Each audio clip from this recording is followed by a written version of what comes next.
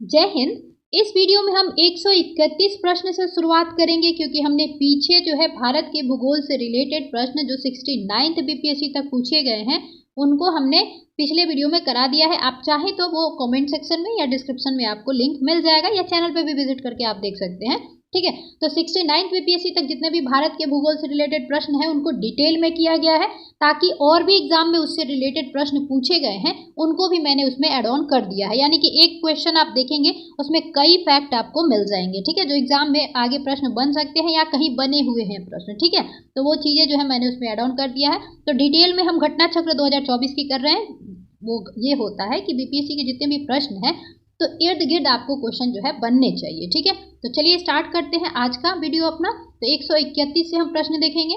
तो जैसा कि हमने देखा, प्रश्न पूछा गया था कि किस राज्य में सबसे अधिक लैटेराइट मिट्टी जो है देखने को मिलती है। तो मिट्टी के वितरण जो है, क्वेश्चन जो है इसे अक्सर बनते रहते हैं। तो मिट्टी के वितरण देख लीजिएगा आप, भारत में कहाँ जो है किस मिट्टी की वितरण है। ज़्यादातर आप देखेंगे 43% लगभग जो है अपने भारत में जलोढ़ मिट्टी का जो है वितरण है। कहाँ पे? तो उत्तर प्रदेश, जो मैदानी क्षेत्र है आपका, उत्तर प्रदेश, बिहार, उत्तराखंड, ये वाले भाग जो होते हैं भारत के, आपको वहाँ पे ज़्यादातर क्या मिलेंगे? मैदानी मिट्टियाँ मिलेंगी यहाँ पे आपको उत्तर भारत में। ठीक है, उसके बाद आप यहाँ पे देखेंगे रेगिस्तान की तो मरुस्थलीय मिट्टी मिल जाएगी आपको, थार वगैरह के क्षेत्र में थोड़ी सी यहाँ पे भी मिलती है।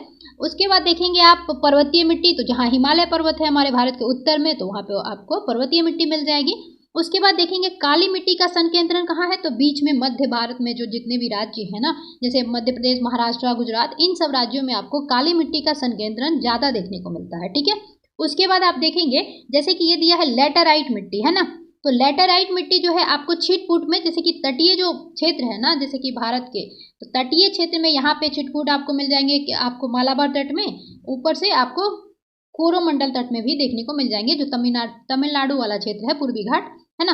उसके बाद आप देखेंगे मेघालय में थोड़ी सी आपको लेटराइट मिट्टी मिल जाएगी। लगभग भारत में जो है 4.30% जो है आपको लेटराइट मिट्टी देखने को मिलती है। और काली मिट्टी कितनी मिलती है? तो 15% मिलती है। ठीक है, ध्यान रखिएगा। और 43% सबसे ज़्यादा जलोढ़ मिट्टी मिलती है हमारे यहाँ। तो अब यहाँ पे देखेंगे इसमें दिया गया है जितने भी ऑप्शन, तो आप तो जानते ही हैं कि बिहार और उत्तर प्रदेश में क्या मिलता है? जलोढ़ मिट्टी मिलता है। तो ये तो ऐसे ही ऑप्शन जो है कट जाएंगे। ठीक है, तो ये मेघालय जो है आपको, जो आपका भारत के यहाँ पे पड़ता है मेघालय, वहाँ पे देखेंगे आप लेटराइट मिट्टी सबसे ज़्यादा देखने को मिलती है और छिटपुट में ये तटीय क्षेत्र में। ओके, चलिए अब वही चीज़ दिया है कि लेटराइट मिट्टी उच्च तापमान और भारी वर्षा वाले क्षेत्रों में विकसित होती है। अब एक चीज़ और ध्यान रखिएगा कि कई बार ये क्वेश्चन पूछा गया है कि तीव्र लीचिंग का परिणाम कौन सी मिट्टी है, तो लेटेराइट मिट्टी है, या निक्षेपण की कौन सी मिट्टी जो है आपकी परिणाम है निक्षेपण।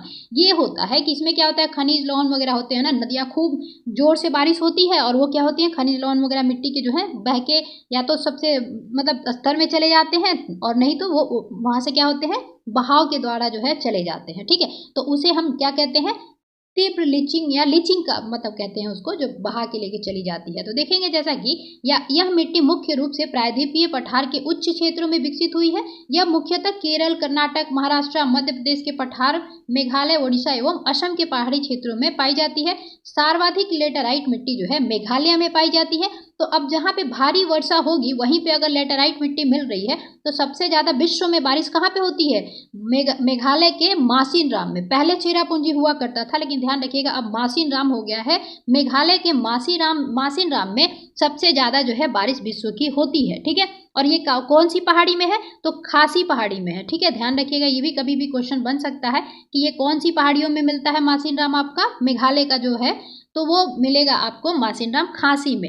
लेकिन अच्छा, इसमें अभी करेंट अफेयर थोड़ी सी ये है कि जैसे देखेंगे अरुणाचल प्रदेश ने दावा किया है कि उसके यहाँ कोलोरियांग जगह है। ठीक है, कोलोरियांग, इस जगह पे जो है भारी वर्षा, मतलब कि विश्व की सबसे ज़्यादा वर्षा यहाँ पे देखने को मिलती है। ये अभी अरुणाचल प्रदेश ने अपना जो है दावा किया है। यानी कि कोलोरियांग कहाँ पड़ता है, अब ये न्यूज़ में था तो हो सकता है पूछ दिया जाए कि कोलोरियांग जो है किस राज्य में मतलब आपको देखने को मिलेगा। तो ये जगह जो है आपको देखने को कहाँ मिलेगा, अरुणाचल प्रदेश में, जिसने दावा किया है कि यहाँ पे विश्व की सबसे अत्यधिक वर्षा होती है। जबकि अभी कहाँ है, अभी करंट में आप मतलब देखेंगे कि माना कहाँ जाता है, मासिनराम आपका खासी की पहाड़ियों में, जो मेघालय में स्थित है। ठीक है, तो ये भी थोड़ा सा आप लोग ध्यान रखिएगा। चलिए अगला प्रश्न है, छत्तीसगढ़ में सीमेंट उद्योग विकसित है क्योंकि यहाँ मुख्य रूप से उपलब्ध है। अब आप सभी को पता ही है कि चूना पत्थर जो है आपका सीमेंट का सबसे बड़ा उत्पाद अयस्क होता है एक तरह से, है ना। जहाँ पे चूना पत्थर होगा वहीं पे सीमेंट उद्योग विकसित किया जाएगा। तो ऑप्शन क्या हो जाएगा आपका? चूना पत्थर, है ना। तो इसका आंसर क्या हो जाएगा? ये बी नहीं होगा, ठीक है, चूना पत्थर ही होगा, ठीक है। और ये भी पूछा गया था कि सीमेंट के घटक में क्या क्या पाए जाते हैं, तो चूना पत्थर अगर ऑप्शन में रहता है तो वही होना चाहिए, ठीक है। आप वही आंसर लगाओगे। जैसे देखिए जिप्सम भी यूज किया जाता है सीमेंट में। अब यहाँ पे दिया है कि आधारभूत उद्योगों में लौह इस्पात के पश्चात राज्य में सीमेंट उद्योग का स्थान है। ये देखिए एक्चुअली क्या है, बीपीएससी ने छत्तीसगढ़ के क्वेश्चन को जो है कॉपी किया होगा, तो ये छत्तीसगढ़ का क्वेश्चन रहा होगा पीएससी का, ठीक है। तो अब देखेंगे सीमेंट कारखाना जो है आपका छत्तीसगढ़ के बारे में बात की जा रही है कि वहाँ में 1964 में दुर्ग में जामुल नामक स्थान पर स्थापित की गई थी। यानी कि छत्तीसगढ़ का पहला सीमेंट उद्योग 1964 में दुर्ग में स्थापित किया गया था। और किसी भी राज्य में अगर आपको सीमेंट उद्योग देखने को मिलता है तो ये समझ सकते हैं आप वहाँ पे कि चूना पत्थर जो है वहाँ पे उपलब्ध जरूर होगा, है ना। तो चूना पत्थर की जहाँ पे उपलब्धता होगी वहीं पे हम क्या करेंगे, आपका सीमेंट उद्योग का जो है स्थापित करेंगे, ठीक है। अब चलिए कुछ टर्म्स यहाँ पे और लेते चलते हैं। जैसे कि पूछा जाए कि भारत का पहला सीमेंट उद्योग कहाँ खोला गया था, तो ध्यान रखिएगा भारत का पहला सीमेंट उद्योग तो कहाँ खोला गया था ये, तो ये खोला गया था, आपको सन भी याद रखना है, 1904 चेन्नई में, ठीक है। तो याद रखिएगा चेन्नई में। अब यहाँ लिख देती हूँ मैं थोड़ा सा, चेन्नई, ये चीज आपको याद रखना है। 1904 में भारत का पहला सीमेंट उद्योग कहाँ पे खोला गया, चेन्नई में खोला गया था, ठीक है। छत्तीसगढ़ का याद करने की जरूरत नहीं है आपको। हाँ, बिहार में कहाँ पे है आपका सीमेंट उद्योग, तो याद रखिएगा डालमिया नगर, है ना, डालमिया नगर रोहतास, डालमिया नगर सीमेंट उद्योग है बिहार का, ठीक है, में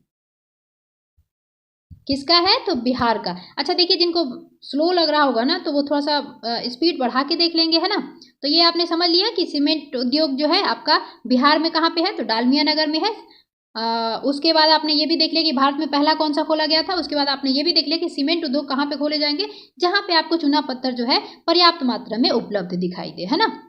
चलिए अगला प्रश्न क्या है, भारत का 40% सड़क परिवहन होता है, तो लगभग 40% सड़क परिवहन जो होता है ना राष्ट्रीय राजमार्ग के द्वारा होता है ना, ठीक है। जितने भी मतलब कि सड़क परिवहन है उसमें हम नेशनल हाईवे को ज़्यादा यूज़ करते हैं ना, एनएच, नेशनल हाईवे।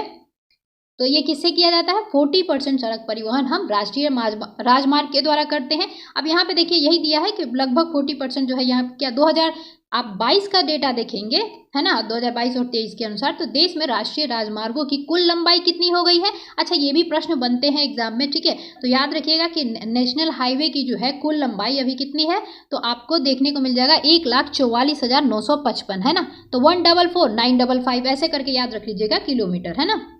ये चीज़ें याद रखिएगा। अब देखिए इससे भी प्रश्न कुछ पूछे गए थे, वो भी हम देख लेते हैं। तो जैसे नेशनल हाईवे जो है ना, ये किसके द्वारा रख रखाव या इनका जो निर्माण है वो किसके द्वारा किया जाता है, तो ध्यान रखिएगा सी, यहाँ पे मैं फिर से लिख देती हूँ, नेशनल हाईवे जो है आपके किसके द्वारा रख रखाव या इनके निर्माण का जो है जिम्मा किसको दिया जाता है, तो ये होता है आपको CPWD, यानी कि सेंट्रल पब्लिक वर्क डिपार्टमेंट, है ना। तो ध्यान रखिएगा कि नेशनल हाईवे किसके द्वारा देख रेख किया जाएगा, तो सेंट्रल पब्लिक वर्क डिपार्टमेंट यानी कि CPWD के द्वारा, ठीक है।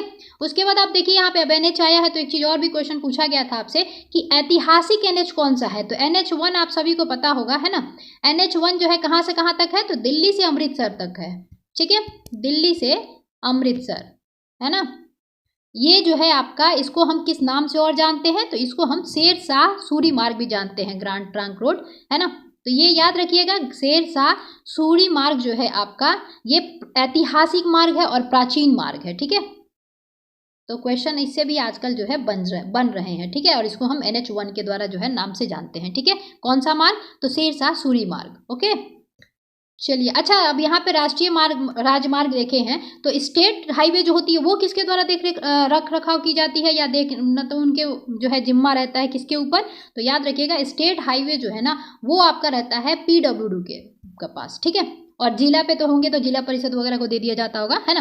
तो स्टेट लेवल पे स्टेट हाईवे जो होती हैं उनका जो रख रखाव या निर्माण जो है वो सबसे संबंधित कौन करते हैं, किसकी जिम्मेदारी है, तो पब्लिक वर्क डिपार्टमेंट में, है ना, यानी कि सार्वजनिक निर्माण विभाग। तो ये थोड़ा सा याद रखिएगा, ये प्रश्न जो है बने थे अभी, है ना। चलिए अगला प्रश्न है, निम्न हिमालय पर्वत श्रेणियों में से किस पर्वत श्रेणी को अटल टनल पार करती है। तो अटल टनल किसे पार करती है, तो पूर्वी पंजाल को, पीर पंजाल को, ठीक है, पूर्वी पीर पंजाल को जो है आपको अटल टनल पार करती है। जवाहर सुरंग वगैरह ये सब आपको जो है लघु हिमालय में ही देखने को मिल जाते हैं, जिसमें कि आप देखेंगे पीर पंजाल श्रेणी जो है सबसे लंबी श्रेणी भी मानी जाती है ना।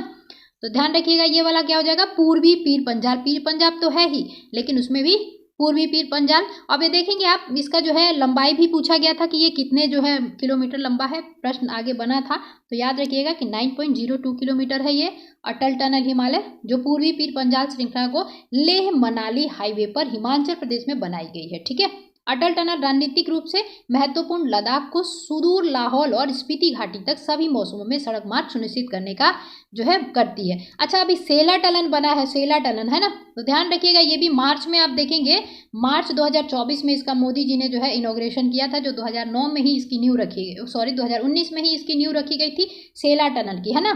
तो ये तवांग जिले को जो है सैन्य जो है प्रोवाइड करवाएगा, ठीक है। तवांग जिला कहाँ है, तो अरुणाचल प्रदेश में है, ध्यान रखिएगा, ठीक है। और सेला टनल जो है उसमें दो है आपका, सेला 1 है, सेला 2 है। तो जैसे कि 1 किलोमीटर लगभग 1 है और 1.5 किलोमीटर दूसरा वाला है। तो ये आपको ज़्यादा हो गया आपका, क्योंकि ये तो 9.2 किलोमीटर ही था अटल टनल, है ना। तो सेला टनल भी जरूर देख लीजिएगा आप लोग। बाकी इसमें कुछ खास नहीं है जो आपको इसमें डिटेल में देखा जाए, ठीक है। अच्छा, बस यही दिया है, ये वाला थोड़ा सा इंपॉर्टेंट हो जाएगा आपको कि 2002 में तत्कालीन उस समय यानी कि प्रधानमंत्री कौन थे, अटल बिहारी वाजपेयी एवं जन प्रकाश सूरी जो डायरेक्टर जनरल बोर्ड रोड्स थे ने इस टनल की शुरुआत किए थे। 3 अक्टूबर 2020 से रोहतांग हिमाचल प्रदेश में प्रधानमंत्री नरेंद्र मोदी ने अटल टनल का उद्घाटन किया था। तो अभी मार्च 2024 में भी उन्होंने सेला टनल का उद्घाटन किया मोदी जी ने, और आपका अटल टनल को भी उन्होंने ही जो है आपका उद्घाटन किया था, ठीक है, ध्यान रखिएगा। चलिए आगे देखते हैं, निम्नांकित नंबर की राजधानी ट्रेनों में से कौन सी एक अधिकतम दूरी तय करती है। तो देखिए ये प्रश्न जब पूछा गया था 2011 में पूछा गया था, तो इसका भी आंसर देखने का मतलब नहीं बनता है, वैसे इसका आंसर बी है, ठीक है। लेकिन अब भी कौन सी है, तो विवेक एक्सप्रेस है। आप देखिए यहाँ पे, जैसे कि देखेंगे वर्तमान में भारत की सबसे अधिक दूरी तय करने वाली ट्रेन विवेक एक्सप्रेस है। जो ट्रेन संख्या दिया हुआ है हटाइए, तो जो कितनी किलोमीटर दूरी तय करती है, तो 4189 है ना, यानी कि 4189 किलोमीटर की दूरी डिब्रूगढ़ से आपका ये कन्याकुमारी तक तय करती है। ओके, चलिए अगला प्रश्न है, कुरियर सेवा से प्रतिस्पर्धा के लिए भारतीय डाक विभाग ने द्रुत डाक सेवा का आरंभ कब किया था। तो ये हो जाएगा 1986 में, ठीक है। अगला प्रश्न है, भारतवर्ष में सर्वप्रथम दूरभाष का प्रादुर्भाव किस वर्ष हुआ था। तो ये ऐसे ही आप याद रख लीजिएगा, इसका हो जाएगा 1851 को। सर्वप्रथम दूरभाष का प्रादुर्भाव किस वर्ष किया गया था, तो 1851 में किया गया था, है ना। तो ये प्रश्न जो है एवरग्रीन प्रश्न टाइप के होते हैं, मतलब ये कभी भी पूछे जा सकते हैं। और पहली जो टेलीग्राम सेवा दी गई थी तो कोलकाता और डायमंड हार्बर के बीच जो है दी गई थी, ठीक है। इसमें अब कुछ खास नहीं है। चलिए अगला प्रश्न देखते हैं, पाट अंचल अवस्थित है। तो पाट अंचल जो है आपका पाट रीजन, ये कहाँ पे अवस्थित है, तो झारखंड में स्थित है, ठीक है। अब देखेंगे यहाँ पे पाट अंचल जो है छोटा नागपुर, जो पाट रीजन है वो छोटा नागपुर प्रदेश में अवस्थित है। ये ऊंचे पठार होते हैं। छोटा नागपुर पठार का अधिकांश भाग झारखंड राज्य के अंतर्गत ही आता है, तो हमें भी पता है। और छोटा नागपुर को क्या कहा जाता है, तो खनिजों का भंडार कहा जाता है इसको, ठीक है। खनिजों का भंडार किसे कहा जाता है, तो छोटा नागपुर कहा जाता, छोटा नागपुर को, ये भी याद रखिएगा, ये भी एमपीपीएससी में प्रश्न पूछे गए थे ऐसे। ओके, चलिए, और छोटा नागपुर जो है ना आपको केंद्रीय उच्च भूमि जो है उसी का पूर्वी भाग है ये। अगला प्रश्न देखते हैं, तो झुमरी तलैया रेडियो पर गीतों का फरमाइश के लिए प्रसिद्ध था, किस राज्य में स्थित है। तो ये झुमरी तलैया जो देखेंगे, झ से झुमरी तलैया, झ से झारखंड, है ना, तो ऐसे याद रख लीजिएगा। अद्यतन स्थिति में झुमरी तलैया झारखंड राज्य के कोडरमा जिले में स्थित है। कोडरमा काहे के लिए फेमस है, तो आपको अभ्रक के लिए, है ना। पहले यह अविभाजित बिहार में स्थित था।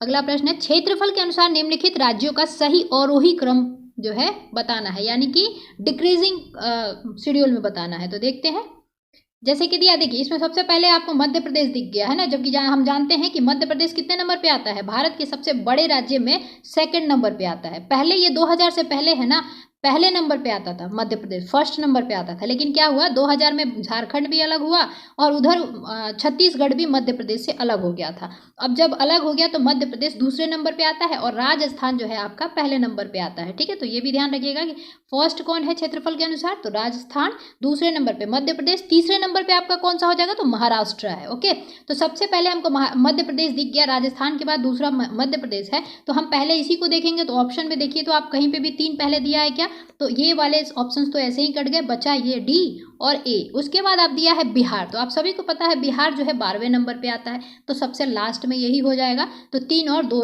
लास्ट देख लेंगे, आंसर हो जाएगा आपको ये। ठीक है, उत्तर प्रदेश तो चौथे नंबर पे आता है ना।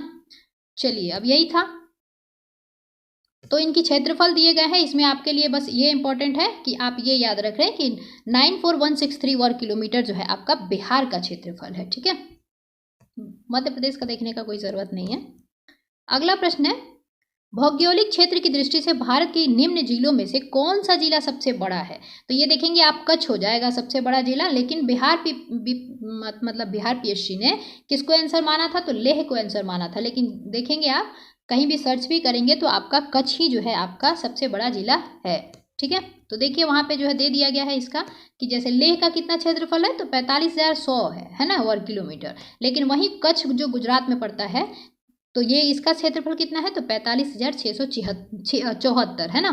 तो देख लीजिएगा कि ये जो है कच्छ ही सबसे बड़ा आपका क्या है, जिला है। ठीक है, लेकिन बीपीएससी ने लेह को माना था। ओके, अगला प्रश्न, असम कुल मिलाकर कितने राज्यों को एवं केंद्र शासित क्षेत्रों से घिरा हुआ है। यानी कि असम के बारे में ये बताना है कि कितने राज्यों से या केंद्र शासित प्रदेश दोनों को कंबाइन करके कितने से मिला हुआ है। तो आप देखेंगे, जैसे कि आप असम का चित्र देखोगे तो असम कैसा दिखता है, ऐसा कुछ है ना, ऐसा है, कुछ ऐसा ही है जो यहाँ पे देखेंगे आप।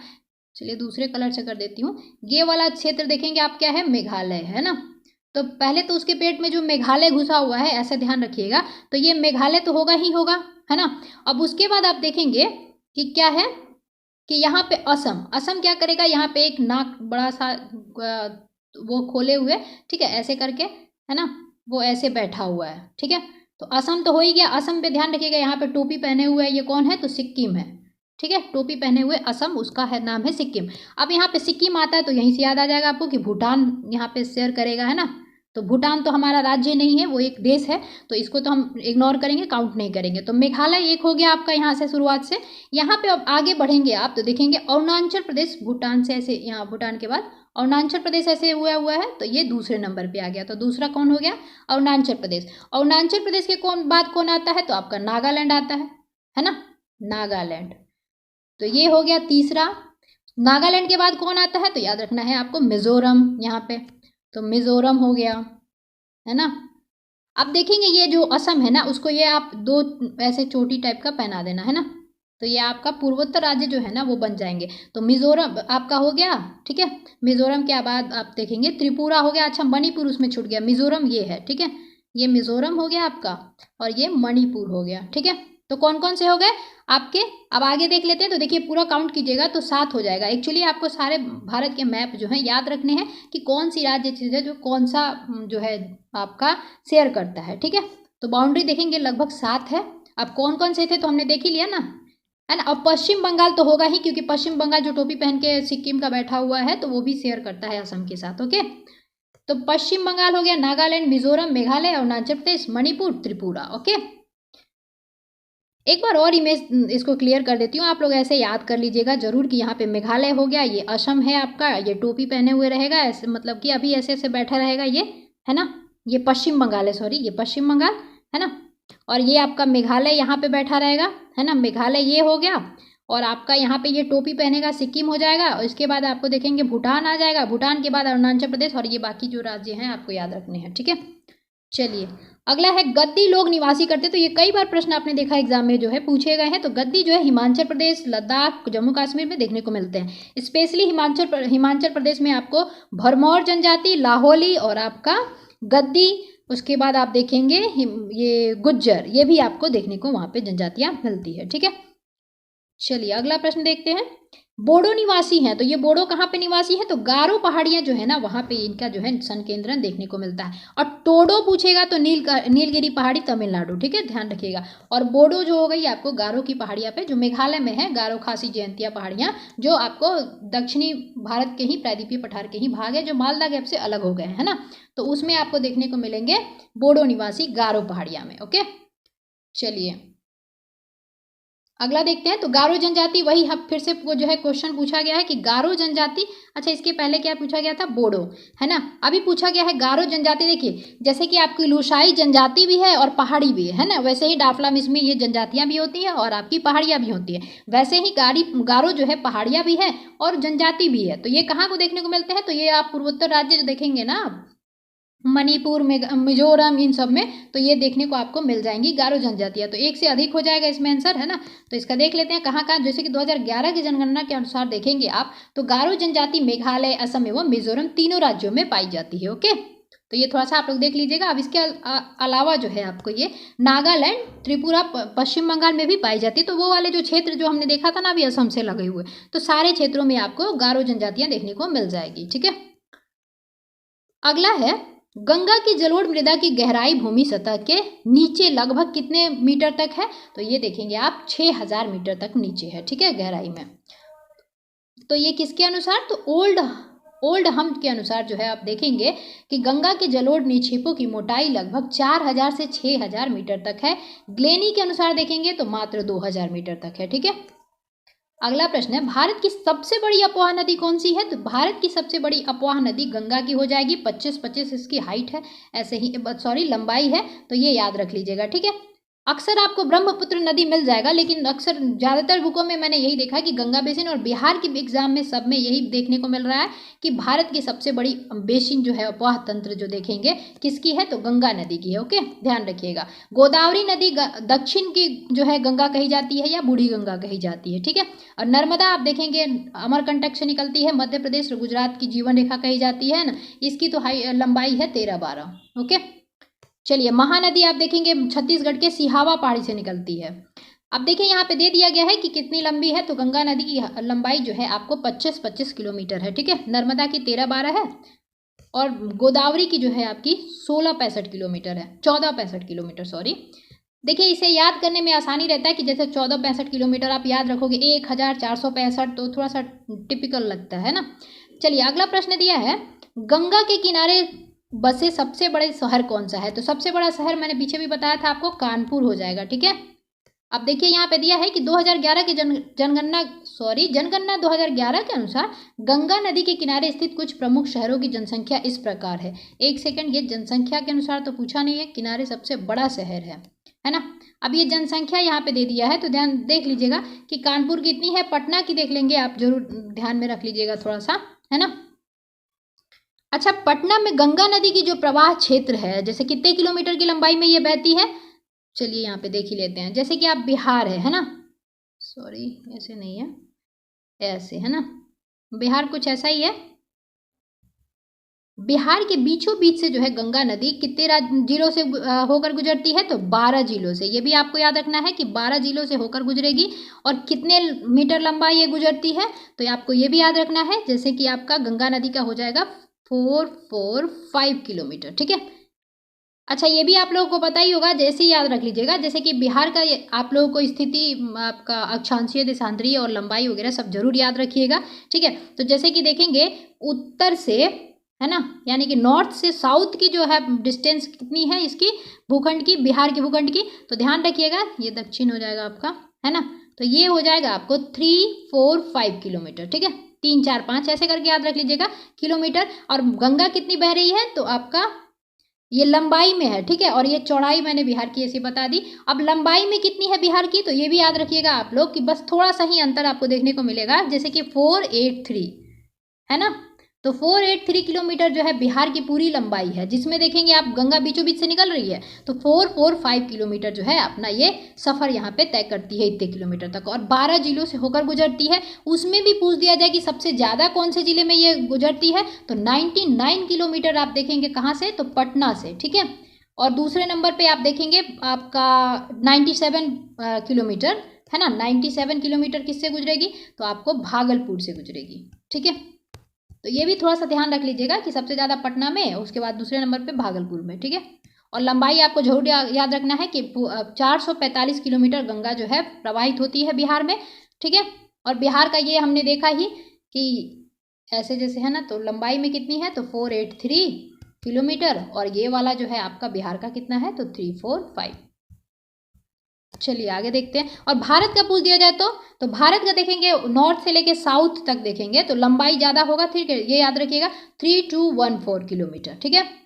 और वहीं भारत का जब अक्षांशीय विस्तार के टाइप का इसे देखेंगे तो ये क्या हो जाएगा, यानी कि पूर्व से पश्चिम देखेंगे हम तो कितना हो जाएगा, 2933 किलोमीटर। ये सब क्वेश्चन जो है कभी कभी बन जाता है, तो आते हुए क्वेश्चन छूटे नहीं, ये जरूर आप लोग याद रखिएगा, ओके। और देखिए यहाँ पे दे दिया है, गंगा नदी के किनारे स्थित प्रमुख नगरों में कानपुर सबसे बड़ा है, ओके। चलिए अगला प्रश्न है, तिब्बत में मानसरोवर झील के पास जिस नदी का स्रोत है वो नदी कौन सी है, तो आपको पता ही है, सतलज, सिंधु, ब्रह्मपुत्र जो है इसी के आसपास से निकलती हैं, तो उपयुक्त सभी आंसर हो जाएगा, ओके। ब्रह्मपुत्र नदी जो तिब्बत में मानसरोवर के निकट आंगसी हिमनद से निकलती है।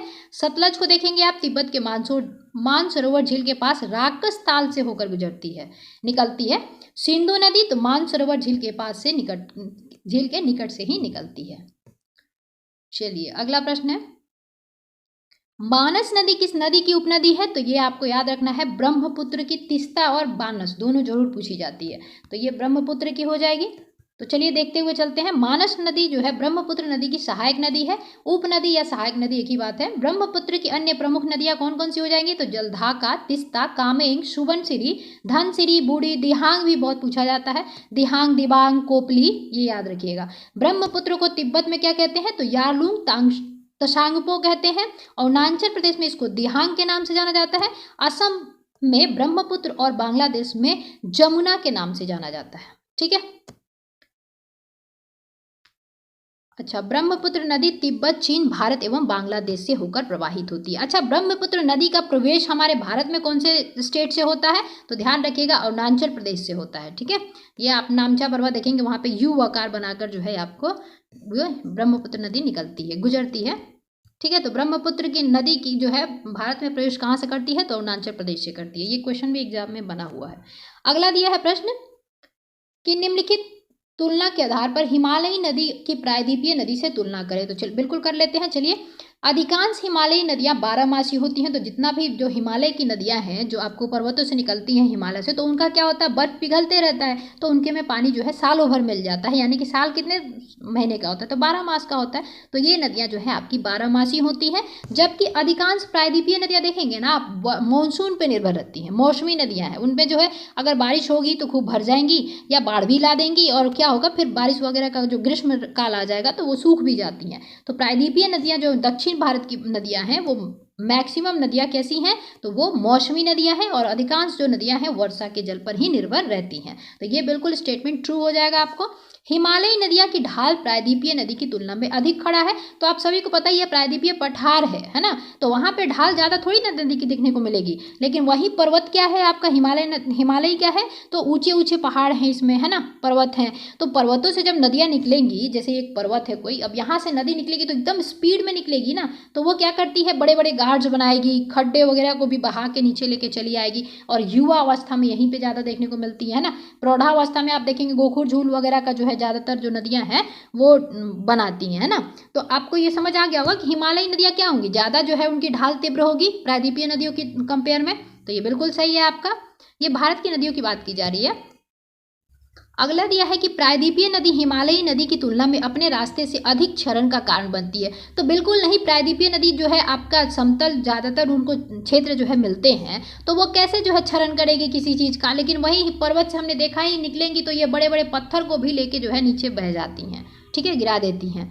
पर्वत टूटेंगे अगर यहाँ पे तो ये इनको बहाते हुए नीचे ये लेके चली आती हैं। तो ये स्टेटमेंट आपका क्या हो जाएगा, गलत हो जाएगा, ओके।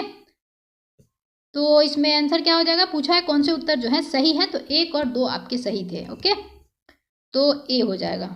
अब वही चीज जो है आगे आपको समझाया गया है कि हिमालयी नदियां युवा नदी का उदाहरण है तथा ये प्रायद्वीपीय नदी की तुलना में अधिक क्षरण का कारण बनती हैं। ओके, चलिए आगे देखते हैं, कौन सी नदी भ्रंश द्रोणी से होकर बहती है। तो ये याद रखना है, नर्मदा एवं ताप्ती नदी जो है, बहुत बार क्वेश्चन पूछा गया है कि कौन सी नदियां जो है एस्चुरी बनाती हैं, ठीक है, या भ्रंश घाटी से होकर गुजरती हैं, ये भी पूछा गया है क्वेश्चन कई बार। कौन सी नदी जो है आपको अरब सागर में गिरती है, तो हमेशा याद रखिएगा कि जैसे नर्मदा, ताप्ती और आपकी साबरमती, ये 3 नदियां बहुत फेमस है, इस टाइप के क्वेश्चन जो है उनसे बन ही जाते हैं। ठीक है, अरब सागर है ना, क्योंकि मैक्सिमम नदियां जो है भारत के वो कहाँ गिरती हैं, बंगाल की खाड़ी में डेल्टा बनाती हैं। लेकिन नर्मदा और ताप्ती नदी और आप साबरमती को देखेंगे तो नर्मदा और ताप्ती ज़्यादा पूछी जाती है, ये एस्चुरी बनाती हैं। ओके, और ये रिफ्ट वैली से होकर जो है गुजरती हैं, तो याद रखिएगा नर्मदा नदी हो जाएगी। ठीक है, नर्मदा नदी कहाँ से निकलती है, तो अमरकंटक से निकलती है। अमरकंटक से कौन कौन सी नदी निकलती है, तो नर्मदा, सोन एवं आपकी जोहिला नदी। ठीक है, अब यही दिया हुआ है कि बिंद और सतपुड़ा नदी जो है, सतपुड़ा का पठार है ना, उसी के मध्य ये भ्रंश घाटी से होकर नर्मदा नदी निकलती है। चलिए अगला प्रश्न है, पश्चिम की ओर वेस्टवर्ड, देखिए अब वही पूछा गया है कि आपका वेस्टवर्ड प्रवाहित होने वाली नदियां कौन सी हैं। तो ठीक है, पश्चिम की ओर प्रवाहित होने वाली कौन कौन सी हो जाएगी, नर्मदा, ताप्ती, साबरमती। ओके, राप्ती नहीं होगा है ना, तो इसका आंसर हो जाएगा आपको ए, 1 और 2। अब देखते हैं इसका, तो भारत में पश्चिम दिशा में प्रवाहित होने वाली 3 प्रमुख नदियां हैं, जैसे कि आप नर्मदा, ताप्ती और आपकी साबरमती। तो नर्मदा तो हमने देखा ही अमरकंटक से निकलती है, ताप्ती मध्य प्रदेश के बैतूल जिला के मुल्ताई आपका वहां पे गांव है, वहां से निकलती है। ठीक है, ताप्ती नदी जो है आपकी मध्य प्रदेश बैतूल जिला के मुल्ताई से निकलती है। ठीक है, और यहाँ पे आपको साबरमती तो पता ही होगा, गांधी जी से इनको सबको रिलेट करते ही हैं। तो ध्यान रखिएगा, राप्ती जो है किसकी नदी है, सहायक नदी, तो घाघरा की सहायक नदी है, जो उत्तर पश्चिम से दक्षिण पूर्व दिशा में प्रवाहित होती है। तो थोड़ा सा आप लोग ये दिशा भी आजकल नदियों का पूछा जा रहा है, तो थोड़ा सा आप लोग जरूर याद रखिएगा। ओके, बस आप ऐसे याद रखो ना कि भारत में वो किस क्षेत्र में प्रवाहित होती है, बस आप अपना जो है उसका डायरेक्शन अपने आप निकाल लोगे, है ना। चलिए अगला प्रश्न है, कावेरी नदी जो है कौन से राज्यों से होकर गुजरती है। तो जिस जिस राज्यों में नीलगिरी पहाड़ियां जो है फैली हुई हैं, जैसे कि केरल, कर्नाटक, तमिलनाडु में, वैसे ही कावेरी नदी जो है उन राज्यों से होकर गुजरती है। ठीक है, कर्नाटक, केरल, तमिलनाडु से कावेरी नदी होकर गुजरती है। कर्नाटक नदी देखेंगे, कर्नाटक के कोडागु जिले से ब्रह्मगिरी श्रेणी के तलकोवेरी से निकलकर, तो आपको ये याद रखना है, ब्रह्मगिरी पहाड़ियां है ना, ये याद रखना है कि कावेरी नदी वहां से निकलती है। ओके, आगे देख लेंगे आप कि इसका अपवाह क्षेत्र केरल, कर्नाटक तथा तमिलनाडु एवं पौंडीचेरी में भी विस्तृत है। पहाड़ी से नीचे उतरने के पश्चात कावेरी नदी दक्कन के पठार में प्रवाहित होती है, जहां यह श्रीरंगपट्टनम और शिव समुद्रम एवं श्री राम द्वीपों का निर्माण करती है। तो ये थोड़ा सा आप लोग जरूर ध्यान रख लीजिएगा, जैसे कावेरी नदी पे शिव समुद्रम झील तो याद रखते ही हैं, तो वैसे ही याद रख लीजिएगा श्रीरंगपट्टनम, शिव समुद्रम, श्रीरंगम, ये द्वीपों का निर्माण करती है। कौन सी नदी, कावेरी नदी। ओके, अगला दिया है सोन, नर्मदा तथा महानदी निकलती है। तो हमने देखा ही सोन नदी, नर्मदा नदी और आपकी जोहिला नदी, है ना। ध्यान रखिएगा, अमरकंटक से 3 ये नदियां जो है निकलती हैं। कहाँ से निकलती हैं, तो अमरकंटक से निकलती हैं, अमरकंटक, ये याद रखना है। अब महानदी कहाँ से निकलेगी, छत्तीसगढ़ के सिहावा पहाड़ी से निकलती है, तो ये क्या हो जाएगा, गलत हो जाएगा।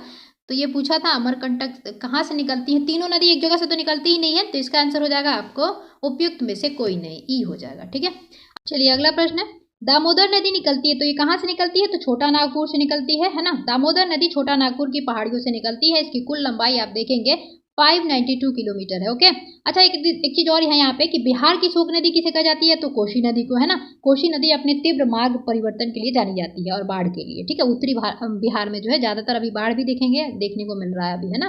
वैसे ही देखेंगे दामोदर नदी जो है बंगाल की शोक कही जाती है, बंगाल की शोक नदी कही जाती है। किसको कहते हैं, तो दामोदर नदी को। ओके, चलिए अगला प्रश्न देखते हैं। निम्नलिखित में से कौन भूमि बंधित नदी है? तो हमने कल भी ये जो है चैप्टर में आया था, तो मैंने वहां भी डिटेल कर दिया था कि लूनी नदी को जो है अंतर प्रवाहित नदी भी कहते हैं, या इसे भूमि बंधित, यानी कि भूमि में ही मतलब दिखाई देगी और फिर विलुप्त हो जाती है ना, वैसी नदी है लूनी नदी। और राजस्थान की सबसे लंबी नदी है लूनी नदी, और उसकी जीवन रेखा भी कही जाती है ये राजस्थान की। ठीक है, तो ये भी याद रखिएगा आप लोग कि लूनी नदी जो है बहुत इंपॉर्टेंट है। ओके, अब जैसे देखेंगे यहाँ पे दे दिया है कि लूनी नदी अजमेर के दक्षिण पश्चिम में अरावली श्रेणी के पश्चिम ढाल से निकलती है ये, और 495 किलोमीटर तक प्रवाहित होने के पश्चात यह कच्छ के रण में के दलदली क्षेत्र में विलुप्त हो जाती है ना, इसीलिए इसको क्या कहते हैं? अंतः प्रवाहित नदी, या आपको क्या कहते हैं इसको? भूमि बंधित नदी। ओके, तो ध्यान रखिएगा, थोड़ा सा ये जो है क्वेश्चन बन जाता है। संपर्क समुद्र से नहीं हो पाता है इसका, है ना, शेष सभी समुद्र में मिलने वाली नदियां हैं। चलिए आगे देखते हैं। निम्न नदियों में से सबसे अधिक नदी पथ परिपथ, अभी यही देखा ही हमने कि आपको मैक्सिमम शिफ्टिंग ऑफ कोर्स जो है किस नदी का है, तो आप देखेंगे ये कोसी नदी का है। ठीक है, ध्यान रखिएगा, कोसी नदी जो है बिहार की शोक नदी इसीलिए कही जाती है क्योंकि ये भयंकर बाढ़ों तथा बार बार मार्ग परिवर्तन करने के लिए विशेष रूप से जानी जाती है। यह कहा जा सकता है कि भारत की अन्य सभी नदियों में से कोसी नदी ने सर्वाधिक बार अपने प्रवाह को जो है बदला है, यानी कभी कहीं से आ जाएगी बह के, कभी कहीं से जो है ऊंचाई से थोड़ी सी गिरती है ये, तो ये क्या करती है, मतलब ज़्यादा प्रवाह है ये मतलब मार्ग बदलती है। ओके, थोड़ा सा ये भी ध्यान रखिएगा आप लोग। अच्छा, सोन परियोजना कब बना था? तो ध्यान रखिएगा, जैसे सोन नदी है ना, तो सोन परियोजना पूछा गया था अभी प्रश्न एग्जाम में। ठीक है, तो सोन परियोजना बिहार की सबसे पुरानी परियोजना है ये। ठीक है, कब बना था? तो 1876 में बना था, ये भी आपको सन याद रखना है। ठीक है, ईयर याद रखिएगा, 1876 में सोन परियोजना बना, मतलब कि सोन नदी पर सोन परियोजना बनाया गया था। ओके, चलिए अगला प्रश्न देखते हैं। दामोदर, कोयल और अभी दामोदर नदी देखा ही छोटे नागपुर से निकलती है, तो चेंज तो होगा नहीं, तो ये हो जाएगा आपको छोटा नागपुर से, है ना। तो कोयल नदी और आपकी स्वर्ण रेखा नदियां भी कहाँ से निकलती हैं? तो छोटा नागपुर बठार से निकलती हैं। छोटा नागपुर को जो है आपको खनिज का भंडार भी कहा जाता है, ये भी आपको याद रखना है। स्वर्ण रेखा स्वतंत्र रूप से बंगाल की खाड़ी में गिरती है, जबकि दामोदर हुगली नदी में जाके मिल जाती है। ओके, और छोटा नागपुर पठार से ये सारी नदियां निकलती हैं झारखंड की। दक्कन ट्रैप पठार का गठन किस काल में हुआ था? तो क्रिटेशियस काल में हुआ था। ओके, ये ऐसे ही आप लोग याद रखिएगा कि दक्कन ग से उसमें आ रहा है ना, उससे याद रख लीजिएगा क्रिटेशियस काल, क्योंकि सेनोजोइक में हिमालय शिवालिका वगैरह का पूछ दिया जाता है, तो कंफ्यूजन ना हो, तो इसलिए याद रखिएगा कि दक्कन ट्रैप में आएगा ना, तो क से दक्कन आ रहा है ना, वैसे ही याद कर लीजिएगा क्रिटेशियस काल में हुआ था। चलिए अगला प्रश्न देखते हैं। पश्चिमी घाट, उत्तर पूर्वी की पहाड़ियां और अंडमान एवं निकोबार द्वीप समूह में, अब आप देखेंगे पश्चिमी घाट भी जैव विविधता के लिए जानी जाती है ना। ये सब क्षेत्र जो आपको देखने को मिल रहे हैं, ये तटीय क्षेत्र भी ज्यादातर देखने को मिल रहे हैं, तो यहाँ पे क्या मिलेंगे? सदाबहार वन मिलेंगे, तो ये आपको या उष्णकटिबंधीय सदाबहार वन देखने को मिलेंगे पश्चिमी घाट, उत्तर पूर्वी क्षेत्र में और आपके अंडमान एवं निकोबार द्वीप समूह में। अच्छा, अब अंडमान निकोबार द्वीप समूह को अमित शाह ने घोषणा कर दी है, इसका नाम क्या रख दिया गया है? तो श्री विजयपुरम। ठीक है, कभी भी ये क्वेश्चन पूछा जा सकता है, श्री विजयपुरम। चलिए अगला प्रश्न, अब यही चीज दिया था। अगला प्रश्न में दिया है, निम्न में से किस राज्य में वन का विस्तार 75% से अधिक नहीं है? तो मध्य प्रदेश में सबसे ज्यादा वन पाए जाते हैं, और यहाँ पे लगभग जो है 21% जो है आपका 21.5% आपका वन देखने को मिलता है, तो यही आपका आंसर भी हो जाना चाहिए, है ना। बाकी में 75% से अधिक नहीं पाए जाते हैं, तो इसका उपयुक्त में से एक से अधिक हो जाएगा, है ना।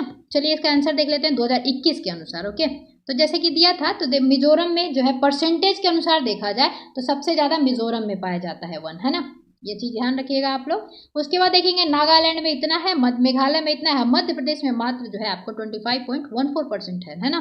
तो वर्तमान के संदर्भ में प्रश्नगत में नागालैंड और मध्य प्रदेश दोनों आ जाते हैं, जिसमें 75% से अधिक जो है आपका वन नहीं पाए जाते। उस समय आपका जो देखा गया था तो मध्य प्रदेश आंसर था। ओके, तो अभी नागालैंड में भी कम हो गया है 73%। ओके, ध्यान रखिएगा परसेंटेज के हिसाब से मिजोरम में बहुत अभी भी 2021 के अनुसार सबसे मतलब प्रतिशत के अनुसार देखा जाए तो मिजोरम में ज़्यादातर वन देखने को मिलते हैं, मध्य प्रदेश में क्षेत्रफल के अनुसार।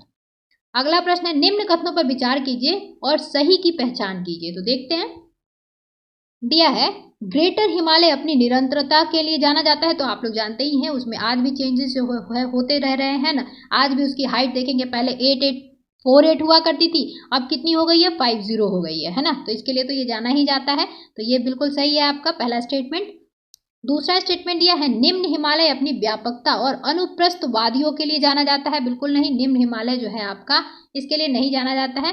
शिवालिका वाय हिमालय भी उसको कहते हैं, जो उत्पत्ति में सबसे नवीनतम है, और सब ये बात बिल्कुल ट्रू है आपका कि शिवालिका जो है उसको वाय हिमालय भी कहा जाता है, और उसका जो उत्पत्ति है सबसे नवीनतम है। तो ये हो जाएगा आपको 1 और 3 जो है आपके सही हैं, जो कि सी आंसर हो जाएगा। ठीक है, चलिए अगला प्रश्न देखते हैं। तो वही बातें जो है दी हुई हैं आगे। अगला प्रश्न है, भारत के एक राज्य की निम्न विशेषताएं हैं।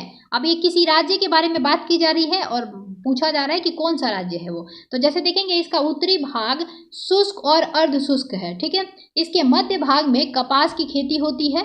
खाद्यान्न फसलों की तुलना में नकदी फसलों का जो है ये प्रमुखता देता है। तो आंध्र प्रदेश तो है नहीं, राजस्थान तो होगा नहीं, आपको गुजरात और कर्नाटक में भी नहीं होगा, क्योंकि ये तो बीच में पड़ता है, तो ये मौसम की वजह से आप इसको कट कर दोगे, तो ये हो जाएगा आपका गुजरात, है ना।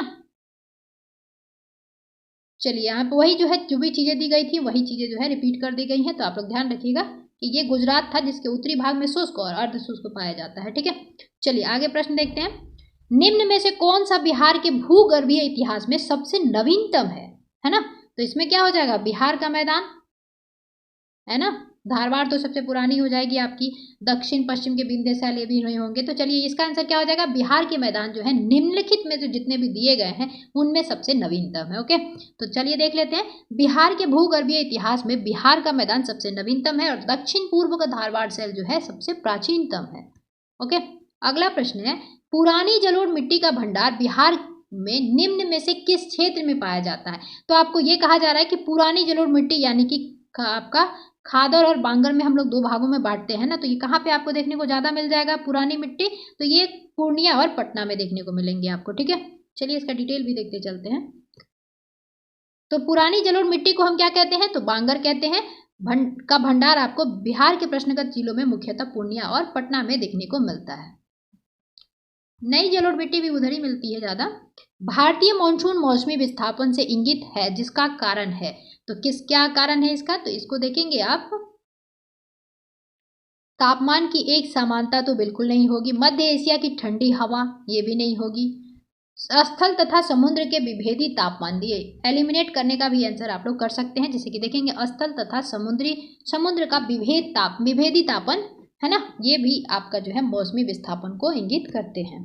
तो भारतीय मॉनसून जो है मौसमी विस्थापन वाला है, जिसकी दिशा 6 मास तक जाड़े में उत्तर पूर्व से दक्षिण पश्चिम तथा शेष 6 मास आप देखेंगे ग्रीष्म जैसे दक्षिण पश्चिम से उत्तर पूर्वी रहती है। इन मॉनसून हवाओं की उत्पत्ति तापक्रम में भिन्नता के कारण होती है। ठीक है, अन्य किसी कारण से इस पर पर्याप्त मतभेद है, जिसके लिए 2 संकल्पनाएं दी गई हैं। पहला संकल्पना देखेंगे आप तापीय संकल्पना, तो इसमें देखेंगे अर्थात मॉनसून की उत्पत्ति स्थल एवं जल के असमान संगठन तथा उनके गर्म एवं ठंडा होने के विरोधी स्वभाव के कारण होती है, अर्थात इस पर सूर्य के उत्तरायण एवं दक्षिणायन का पर्याप्त प्रभाव पड़ता है। तो बिल्कुल ये भी प्रभाव पड़ता ही है। नवीन संकल्पना क्या है, तो इसके अनुसार देखेंगे मॉनसूनी हवाओं की उत्पत्ति वायुदाब और हवाओं की पेटियों के खिसकाव के कारण होती है। इस संकल्पना का पहली बार प्रतिपादन जो है किसने किया था, तो फ्लॉन नामक विद्वान ने किया था नवीन संकल्पना का। ठीक है, तो तापीय संकल्पना क्या है यह आप लोग थोड़ा सा दिमाग में जरूर रख लीजिएगा। ओके, चलिए अगला प्रश्न देखते हैं। आम्र वर्षा है, तो बिहार और बंगाल के मई महीने में होता है। ठीक है, मई महीने में जो है होने वाली वर्षा है ये आम्र वर्षा। एक्चुअली क्या है, आमों के लिए ना बहुत अच्छा, मतलब ये माना जाता है मतलब कि आम की जो फसल जो बीज वो आते हैं ना फूल, उसके लिए अच्छा माना जाता है आम्र वर्षा। ठीक है, तो ये हो जाएगा, इसका देख लेते हैं आंसर। कर्नाटक एवं केरल में अप्रैल महीने में तड़ित झंझावत के साथ होने वाली वर्षा को चेरी ब्लासम कहते हैं। तो कर्नाटक में इसको चेरी ब्लासम कहेंगे, कब होगा, अप्रैल महीने में। ठीक है, जबकि मई महीने में होने वाली वर्षा को आम्र वर्षा कहते हैं। तो मई महीने में होगा उसको हम आम्र वर्षा कहते हैं, क्योंकि इस वर्षा से आम के फल पकने लगते हैं। बंगाल एवं असम में अप्रैल मई में होने वाली तड़ी झंझावत के साथ वर्षा को काल बैसाखी कहा जाता है। दिए गए विकल्पों में से कोई विकल्प जो है सही नहीं था। ठीक है, तो ये जो दिया है वो जरूर देख लीजिएगा। कल भी मैंने आप लोगों को बताया ही था इस मौसम के बारे में, तो पिछले वीडियो में मैंने बता दिया है, तो इसमें छोड़ देती हूँ। चलिए आगे देखते हैं। निम्न राज्यों में से किस राज्य में जाड़े के मौसम में बारिश होती है? तो ये भी हमने देख लिया था, कोरोमंडल तट पे जो है लौटती हुई मानसून से भी बारिश होती है इसमें। तो अक्टूबर और नवंबर में पूछा गया था वहां पे, ठीक है, कि अक्टूबर नवंबर के महीने में कहाँ बारिश देखने को मिलती है? तो कोरोमंडल तट यानी तमिलनाडु वाले भाग में, है ना। तो उत्तर पूर्वी मानसून लौटते हुए मानसून से तमिलनाडु के तटवर्ती इलाकों में आपको 65 से 75 सेंटीमीटर तक वर्षा देखने को मिल जाती है। चेरापूंजी कहाँ अवस्थित है? तो चेरापूंजी पहले जो है फेमस था, इसके ये कहाँ पे था? तो मेघालय राज्य में, आज भी है अब, लेकिन ये चेरापूंजी जो है पहले भारत के पूर्वोत्तर राज्य मेघालय में स्थित है। मासिन राम से पहले विश्व में सर्वाधिक वर्षा वाला स्थान कौन था? चेरापूंजी था, ठीक है। और अब कौन दावा कर रहा है? तो कोरोलियांग, हमने देखा ही, अरुणाचल प्रदेश का जो क्षेत्र है वो दावा कर रहा है। ओके, चलिए अगला प्रश्न है, लिस्ट 1 है, लिस्ट 2 है, इसको मिलान करना है। तो चलिए देख लेते हैं। अब जैसे देखिए, सबसे पहले हम लोग ये देख लेते हैं कि जैसे बाढ़ दिया है, तो आपको पता ही अभी भी उत्तर बिहार में बाढ़ देखने को मिल रहा है। तो बाढ़ क्या हो जाएगा? उत्तर प्रदेश तथा बिहार के मैदान में, ठीक है। उसके बाद दे रहा है आपको चक्रवात। तो चक्रवात जानते हैं आप, भारत के पूर्वी घाट पे आता है। तो पूर्वी घाट में आपको कौन सा स्टेट देखने को मिल जाएगा? तो आपको मिल जाएगा ओडिशा, है ना। तो ये हो जाएगा। भूकंप दे रहा है, तो भूकंप आप जानते हैं कि पूर्वी हिमालय वगैरह जो है वो भूकंप के जोन में आते हैं। तो भूकंप हो जाएगा हिमालय का गिरिपात क्षेत्र। उसके बाद दिया है सूखा। तो सूखा आपको जैसे कि मध्य पूर्वी भारत जो है ना, मध्य और पूर्वी भारत उन दोनों में देखने को मिल जाते हैं आपको सूखा। तो ये इसका आपका क्या हुआ? मिलान हो गया। आप लोग देख लीजिएगा इसको, ठीक है। इसका आंसर क्या हो जाना चाहिए? बाढ़ का हो जाएगा आपको बिहार का मैदान। तो चलिए हम देख लेते हैं, बी हो जाएगा, ठीक है। इसका आंसर बी हो गया, वही है बाढ़ बिहार वाला, भूकंप सही है, मध्यवर्ती, हाँ यही, ठीक है। चलिए अगला प्रश्न है, करेवास मित्र मृत्तिका जो जाफरन केसर के एक स्थानीय प्रकार के उत्पादन के लिए उपयोगी पाई जाती है, कहाँ पे? ये तो काश्मीर हिमालय में। आप सभी को पता ही है, भारत का एकमात्र राज्य जहाँ पे केसर उत्पादित होता है, तो वो कौन सा हो जाएगा? काश्मीर। ओके, जाफरन केसर की खेती के लिए काश्मीर घाटी प्रसिद्ध है, जो करेवा मिट्टी में उपजाई जाती है। यह मुख्यतः जलीय प्रक्रम निर्मित मृदा, परंतु इसके निर्माण में हिमानी एवं बाढ़ प्रक्रम भी योगदान देते हैं। और ईरान जो है आपका केसर में विश्व में जाना जाता है। चलिए, करेवा किस प्रकार की खेती के लिए प्रसिद्ध है? तो हमने देखा ही केसर या जाफरन। चलिए अगला प्रश्न है, रेगुर मिट्टी, हमने कई बार देखा है एग्जाम में, पता नहीं कितनी बार पूछा गया है। तो रेगुर मिट्टी या रेगड़ मिट्टी दोनों जो है किसको कहते हैं? तो आप काली मिट्टी को कहते हैं, ठीक है। कपासी मिट्टी, स्वतः जुताई मिट्टी, सब इसी को कहते हैं। ओके, और कल हमने इसका डिटेल तो देख ही लिया था। और ये मध्य भारत में आपको ज़्यादा देखने को मिल जाएगी, और काली मिट्टी लगभग भारत में 15% पाई जाती है, ठीक है। मध्य भाग जो है ना भारत का, यहाँ पे ये वाले क्षेत्र में आपको थोड़ा सा इधर भी मिल जाता है, तो ये आपको काली मिट्टी मिल जाएगी। आग्नेय चट्टानों से इसका निर्माण होता है काली मिट्टी का। अब यहाँ पे देखिए एक चीज दिया हुआ था, तो ये देख लेते हैं। इसको जो है रेगुर, रेगड़, कपासी मिट्टी, उष्ण कटिबंधीय चेरनोजम आदि भी इसको कहा जाता है, ठीक है, वो भी याद रखिएगा आपको। और सर्वाधिक इसकी जो है विस्तार कहाँ को देखने को मिलेगी? तो महाराष्ट्र में मिलेगी। ओके, अब यहाँ पे देखिए दिया है कि भारत के कुल मिट्टी का 16.6%, तो वही 15 से 16% जो है आपका इसका विस्तार देखने को मिल जाएगा। अगला प्रश्न है, रेगुर मिट्टी सबसे ज्यादा कहाँ है? तो हम देखे ही हैं अभी, महाराष्ट्र में है, ठीक है। रेगुर मिट्टी का नाम क्या है? तो आपका काली मिट्टी।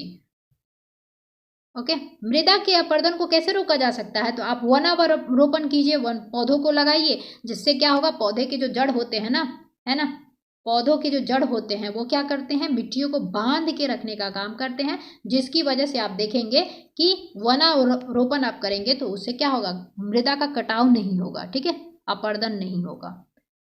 देखिए, अपरदन होता है तो कहीं निक्षेपण होता है, दोनों एक साथ होते हैं। जैसे कि देखेंगे यहाँ पे अपरदन हुआ, तो ये क्या मतलब हुआ कि यहाँ से कट छट के मिट्टी जो है स्लाइड हो जाएगी, ठीक है। जैसे सीड इरोजन वगैरह भी इसी में आते हैं, अपरदन में ही। तो ये होंगी और कहीं जाके ये जमा हो जाएंगी, तो जमा होंगी तो उनको क्या कहेंगे? निक्षेपण कहेंगे, ठीक है। अपरदन कहीं बह के चला जाएगा, जहां जाएगा वहां निक्षेपण करेगा, यानी कि इकट्ठा करेगा। और वहीं पे अपक्षय देना, तो ध्यान रखिएगा, अपक्षय क्या होता है? ये भी टूटे फूटेगा, लेकिन वहीं पे रहेगा, ये बहाव में नहीं जाएगा आगे, ठीक है। चलिए, वही चीजें जो है दिया हुआ है आगे, कुछ खास नहीं है। गंगा के मैदान को एक के रूप में वर्णित किया जाता है, तो जियोसिंक्लाइन के रूप में जो है वर्णित किया जाता है। इस वर्ड को याद जरूर रखिएगा आप लोग, 2022 का ही प्रश्न है ये। तो देखिए दिया है कि गंगा के मैदान को एक जियोसिंक्लाइन या भू अभिनति गर्त के अग्र गंभीर के रूप में वर्णित किया गया है। इसका निर्माण मुख्य रूप से हिमालय पर्वतमाला निर्माण प्रक्रिया के तीसरे चरण में हुआ था, ठीक है। तो याद रखिएगा ये जियोसिंक्लाइन या भू अभिनति गर्त।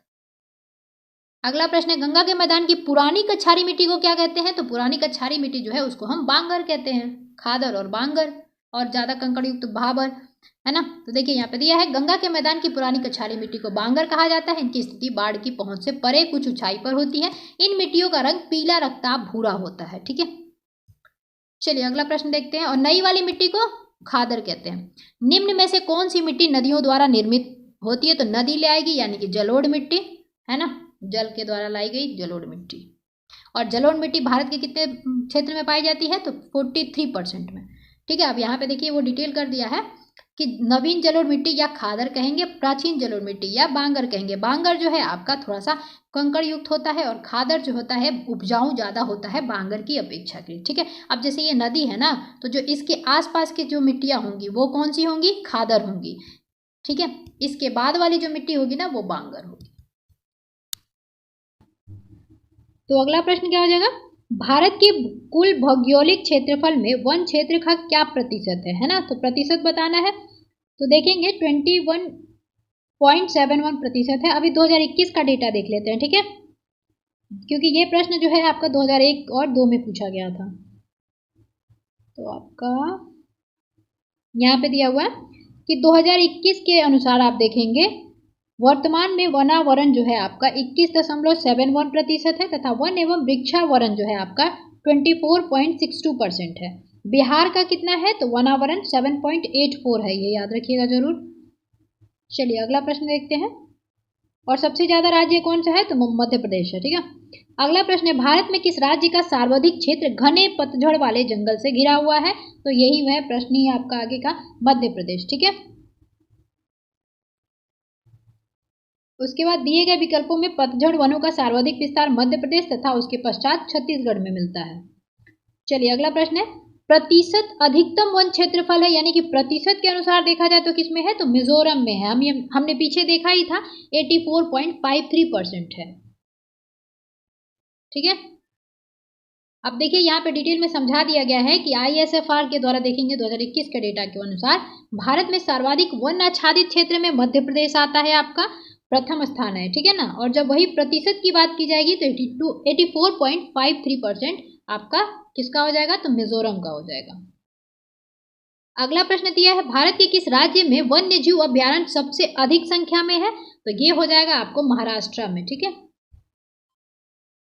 2023 तक की स्थिति ये बताई गई है कि भारत के राज्यों में वन्य जीव अभ्यारण्य की सर्वाधिक संख्या जो है महाराष्ट्र में है, 49 है, ठीक है। और वहीं पे संघ राज्य अंडमान एवं निकोबार द्वीप समूह में देखेंगे तो 97 है, ठीक है। तो ये भी थोड़ा सा आप लोग याद रखिएगा, अंडमान निकोबार द्वीप समूह में 97 आपको वन्य जीव अभ्यारण्य देखने को मिलते हैं।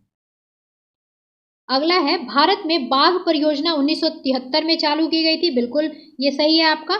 वर्ष 2022 में राष्ट्रीय जैव विविधता दिवस मनाया गया, जिसकी विषय वस्तु सभी जीवन के लिए एक साझा का भविष्य का निर्माण है।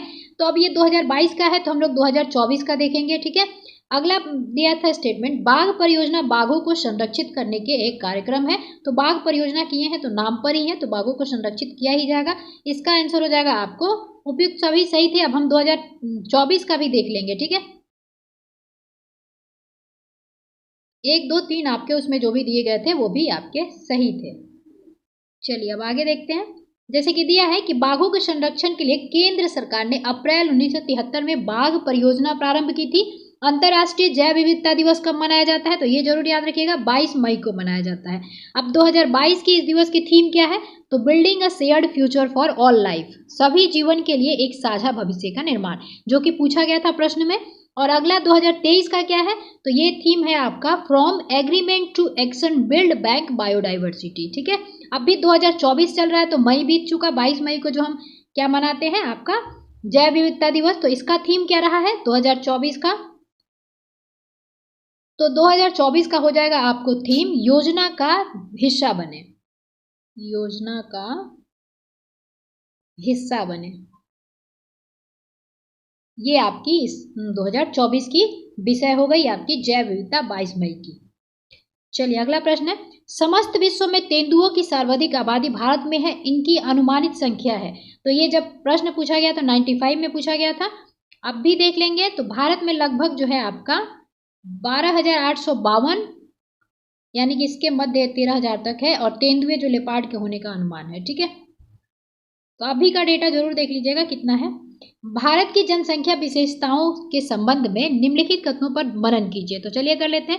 वर्ष 1991 से 2001 के दशक में जनसंख्या की वृद्धि लगभग 21% जो है रही थी। ठीक है, और सबसे कम कब देखने को मिला था? तो 1921 में, जिसे हम जनसंख्या विभाजक वर्ष भी कहते हैं, लगभग -0.31 चला गया था।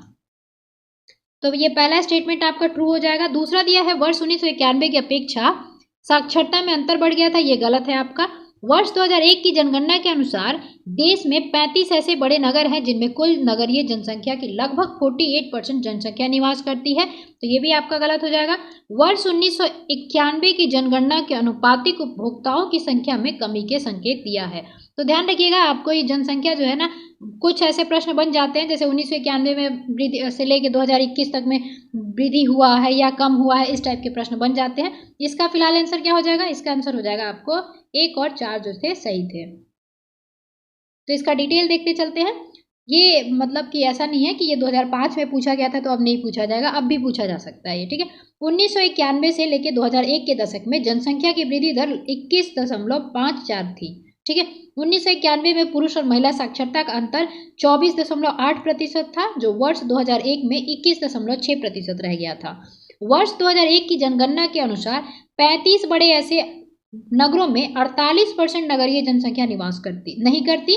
विश्व बैंक के आंकड़े के अनुसार 1966 के बाद भारत के निर्भरता अनुपात में कमी की प्रवृत्ति रही है। अगला प्रश्न दिया है 2011 की जनगणना के अनुसार भारत की कुल जनसंख्या में नगरीय जनसंख्या का प्रतिशत कितना है? लगभग तो 31% है अप्रोक्स, और ये 2018 में है और अभी भी यही है। तो देख लेते हैं वर्ष 2011 की जनगणना के, अच्छा 2018 में पूछा गया था तो 2011 की ही जनगणना के अनुसार पूछा गया था। अंतिम आंकड़ों के अनुसार भारत की कुल जनसंख्या में नगरीय जनसंख्या 31.1% है तथा ग्रामीण जनसंख्या आप देखेंगे 68.9% है। सारण सिंचाई नहर निकलती है तो कहाँ से निकलती है? तो गंडक से। ठीक है, सारण सिंचाई नहर कहाँ से निकलती है? तो गंडक से। तो गंडक परियोजना के अंतर्गत गंडक नदी पर त्रिवेणी घाट के पास एक 739 मीटर लंबा बैराज बनाया गया है, जिससे कुछ नहरें निकाली गई हैं, जिनमें से एक सारण सिंचाई नहर है। अब यहाँ पे गंडक नदी आया है तो गंडक नदी से बहुत बार जो है बिहार पीएससी में क्वेश्चन पूछे जाते हैं, तो ध्यान रखिएगा गंडक नदी का और भी नाम है, जैसे कि अभी पूछा गया था प्रश्न किस नाम से जाना जाता है, तो इसको हम नेपाल में देखेंगे। गंडक नदी को नेपाल में किस नाम से बुलाया जाता है? तो नारायणी नाम से बुलाया जाता है। गंडक नदी के और अन्य नाम क्या क्या है? तो जैसे सदानीरा, गंडकी या काली गंडक, गंडकी या काली गंडक। ठीक है, इस नाम से भी बुलाया जाता है। सालीग्रामी, ठीक है, सालीग्राम या सालीग्रामी नदी इसको बोलते हैं। ठीक है, अब ये जो है प्रवेश कैसे करती है? तो पश्चिम चंपारण से प्रवेश करेगी, है ना, और आपकी गंगा की सहायक नदी हो जाएगी ये। उसके बाद आप देखेंगे ये गंडक जो परियोजना है वो कब बनाया गया था? तो ध्यान रखिएगा गंडक नदी पे त्रिवेणी नहर जो है बनाया गया था आपको। गंडक नदी पर त्रिवेणी नहर 1907 में बनाया गया था। ठीक है, इससे जो है ये पश्चिम चंपारण में देखने को आपको मिल जाएगा। ठीक है, और ये त्रिवेणी नहर से ज़्यादा लाभान्वित कौन है? वही है पश्चिमी चंपारण। तो ये सब चीज़ें जो है थोड़ा सा गंडक नदी के बारे में जरूर याद रखिएगा। चलिए अगला प्रश्न है, त्रिवेणी नहर किस नदी पे से पानी आता है? तो यही हो जाएगा आपको गंडक नदी या सदानीरा या नारायणी नदी। भाखड़ा नांगल एक संयुक्त परियोजना है, किसके हैं? तो हरियाणा, पंजाब, राजस्थान की जो है भाखड़ा नांगल एक संयुक्त परियोजना है, यानी ये सारे स्टेट जो है इस परियोजना से लाभान्वित होंगे। अगला है, और ये किस नदी पे बना हुआ है? तो ये भी याद रखना है सतलज नदी पर। आगे प्रश्न वही पूछा गया है कि भाखड़ा नांगल बांध किस नदी पर बनाया गया है? तो सतलज। अगला प्रश्न है, किस नदी पर शिव समुद्रम जलप्रपात है? तो हमने देख ही लिया था, शिव समुद्रम जलप्रपात जो है आपका कावेरी नदी पे है। ठीक है, तो देखिए यहाँ पे दिया है शिव समुद्रम जलप्रपात कर्नाटक में कावेरी नदी पर अवस्थित है। कहाँ देखने को मिलेगा? तो कर्नाटक में। इस नदी का उद्गम कर्नाटक के कोडागु जिले की ब्रह्मगिरी पहाड़ियों से होता है। इसका अपवाह क्षेत्र कर्नाटक, केरल, तमिलनाडु और पौंडीचेरी में है, जो हमने ऊपर क्वेश्चन देखा ही था। अच्छा, बिहार में कौन कौन से जो है फेमस जलप्रपात हैं? तो ध्यान रखिएगा, जैसे कि देखेंगे आपका जलप्रपात काकोलत हो जाएगा, जो कि आपका ठंडा पानी के लिए, और राजगीर में गर्म पानी के लिए जाना जाता है। ठीक है, काकोलत नवादा में। अगला है पट्टी सीमा परियोजना निम्नलिखित में से किन नदियों के एकीकरण से जुड़ी हुई है? तो ये जुड़ी हुई है आपकी कृष्णा और गोदावरी नदी से। तो पट्टी सीमा लिफ्ट सिंचाई परियोजना कृष्णा नदी और गोदावरी नदियों के एकीकरण से जुड़ी है। इस परियोजना को आंध्र प्रदेश सरकार जो है द्वारा मतलब कि संचालित किया जाता है। ठीक है, कार्यान्वित किया जाता है। अगला है हीराकुंड बांध डैम जो है आपका किस नदी पर है? तो ये आपको मिल जाएगा महानदी पे। हीराकुंड बांध उड़ीसा राज्य में महानदी पर बनाई गई एक महत्वाकांक्षी परियोजना है। आगे है मैथान बेल पहाड़ियां एवं तिलैया बांध किस नदी पर बनाए गए हैं? तो ये बराकर नदी पर बनाई गई है। मैथान बेल पहाड़ियां और तिलैया बांध का निर्माण दामोदर नदी की सहायक बराकर नदी पर बनाई गई है, दामोदर नदी घाटी परियोजना के प्रथम चरण में। ठीक है। अच्छा, भारत की सबसे पुरानी बहुउद्देशीय नदी घाटी परियोजना कौन सी है? तो दामोदर ही है। अगला प्रश्न है निम्नलिखित में से कौन सी एक मीठे पानी की झील है? तो जो हिमालय की झीलें होंगी वो तो मीठी होंगी ही होंगी। इसमें देखेंगे जैसे कश्मीर में बुलर झील, सांभर तो खारे पानी की झील है, उसके बाद आपको चिल्का भी खारे पानी की झील है, लोकटक झील भी आपका मणिपुर में देखने को मिलता है, ये मीठे पानी की झील है। ठीक है, तो मीठे पानी की कौन कौन सी हो गई? आपकी जम्मू कश्मीर की बुलर और लोकटक मणिपुर की। ठीक है, और ये दोनों क्या हो गई? खारे पानी की झील है। ये सांभर कहाँ पड़ता है? राजस्थान में दिखेगा आपको। तो इसका आंसर क्या हो जाएगा? उपयुक्त में से एक से अधिक। चलिए, यहाँ पे दिया था वही चीजें दिया गया है कि चिल्का झील कहाँ है? उड़ीसा में है, सांभर राजस्थान में, मणिपुर में लोकटक झील देखने को मिलेगा जो मीठे पानी की है, और बुलर आपके जम्मू कश्मीर में। ठीक है। अच्छा, लोकटक झील के बारे में और भी क्वेश्चन बनते हैं, जैसे कि पूछा जाता है कि लोकटक झील कहाँ है? तो मणिपुर में पहला हो गया। ठीक है, और यहाँ पे आपको है ना जो द्वीप है वो तैरते हुए दिखेंगे, उसको हम क्या कहते हैं? फूमडीस के नाम से बुलाते हैं। फूमडीश या फूमडीस लिखा होता है। ठीक है, उसके नाम से बुलाते हैं। वहाँ तैरते हुए द्वीप रहते हैं, जैसे केबुल लामजाओ नामक तैरता राष्ट्रीय पार्क भी कहाँ है? तो लोकटक झील के पास ही देखने को आपको मिलेगा, केबुल लामजाओ राष्ट्रीय पार्क, तैरता हुआ राष्ट्रीय पार्क है ये। ठीक है, ये याद रखिएगा। और डांसिंग डियर भी आपको देखने को कहाँ मिलेंगे? तो लोकटक झील यहीं पे देखने को मिलेंगे, डांसिंग डियर कहाँ पे? लोकटक झील। इससे थोड़ा सा यही सब चीज़ें जो है याद रखिएगा, बस फूमडीज भी याद रखिएगा जरूर, और कहाँ पे है ये भी याद रखना है, मणिपुर में। अगला प्रश्न है, अच्छा इतने झील दिए हुए हैं तो बिहार में कौन कौन से झील हैं ये भी देख लीजिएगा। तो जैसे कि बेगूसराय का कांवर झील बहुत बार क्वेश्चन में पूछा जाता है, बेगूसराय में कांवर झील। ठीक है, बेतिया में तो सरैया मान। ठीक है, दरभंगा में कौन कौन सा मिल जाएगा? अभी बीपीएससी के टीचर के एग्जाम में पूछा गया था, लक्ष्मी सागर। ठीक है, लक्ष्मी सागर झील कहाँ है बिहार के? तो ये आपको मिल जाएगा बिहार के दरभंगा में, लक्ष्मी सागर, दरभंगा की बात की जा रही है। ठीक है, दरभंगा में लक्ष्मी सागर भी मिल जाएगा आपको। उसके बाद कुशेश्वर स्थान झील भी मिल जाएगा, कुशेश्वर स्थान झील। ठीक है, ये दोनों कहाँ है? दरभंगा में। तो लक्ष्मी सागर जरूर याद रखिएगा कि ये कहाँ देखने को मिलेगा, लक्ष्मी सागर झील, तो आपको दरभंगा में मिल जाएगा। ठीक है, उसके बाद आपको गोगाबिल भी पूछा जाता है, तो वो कहाँ है? कटिहार में है, गोगाबिल झील कटिहार। ठीक है, चलिए आगे प्रश्न देखते हैं।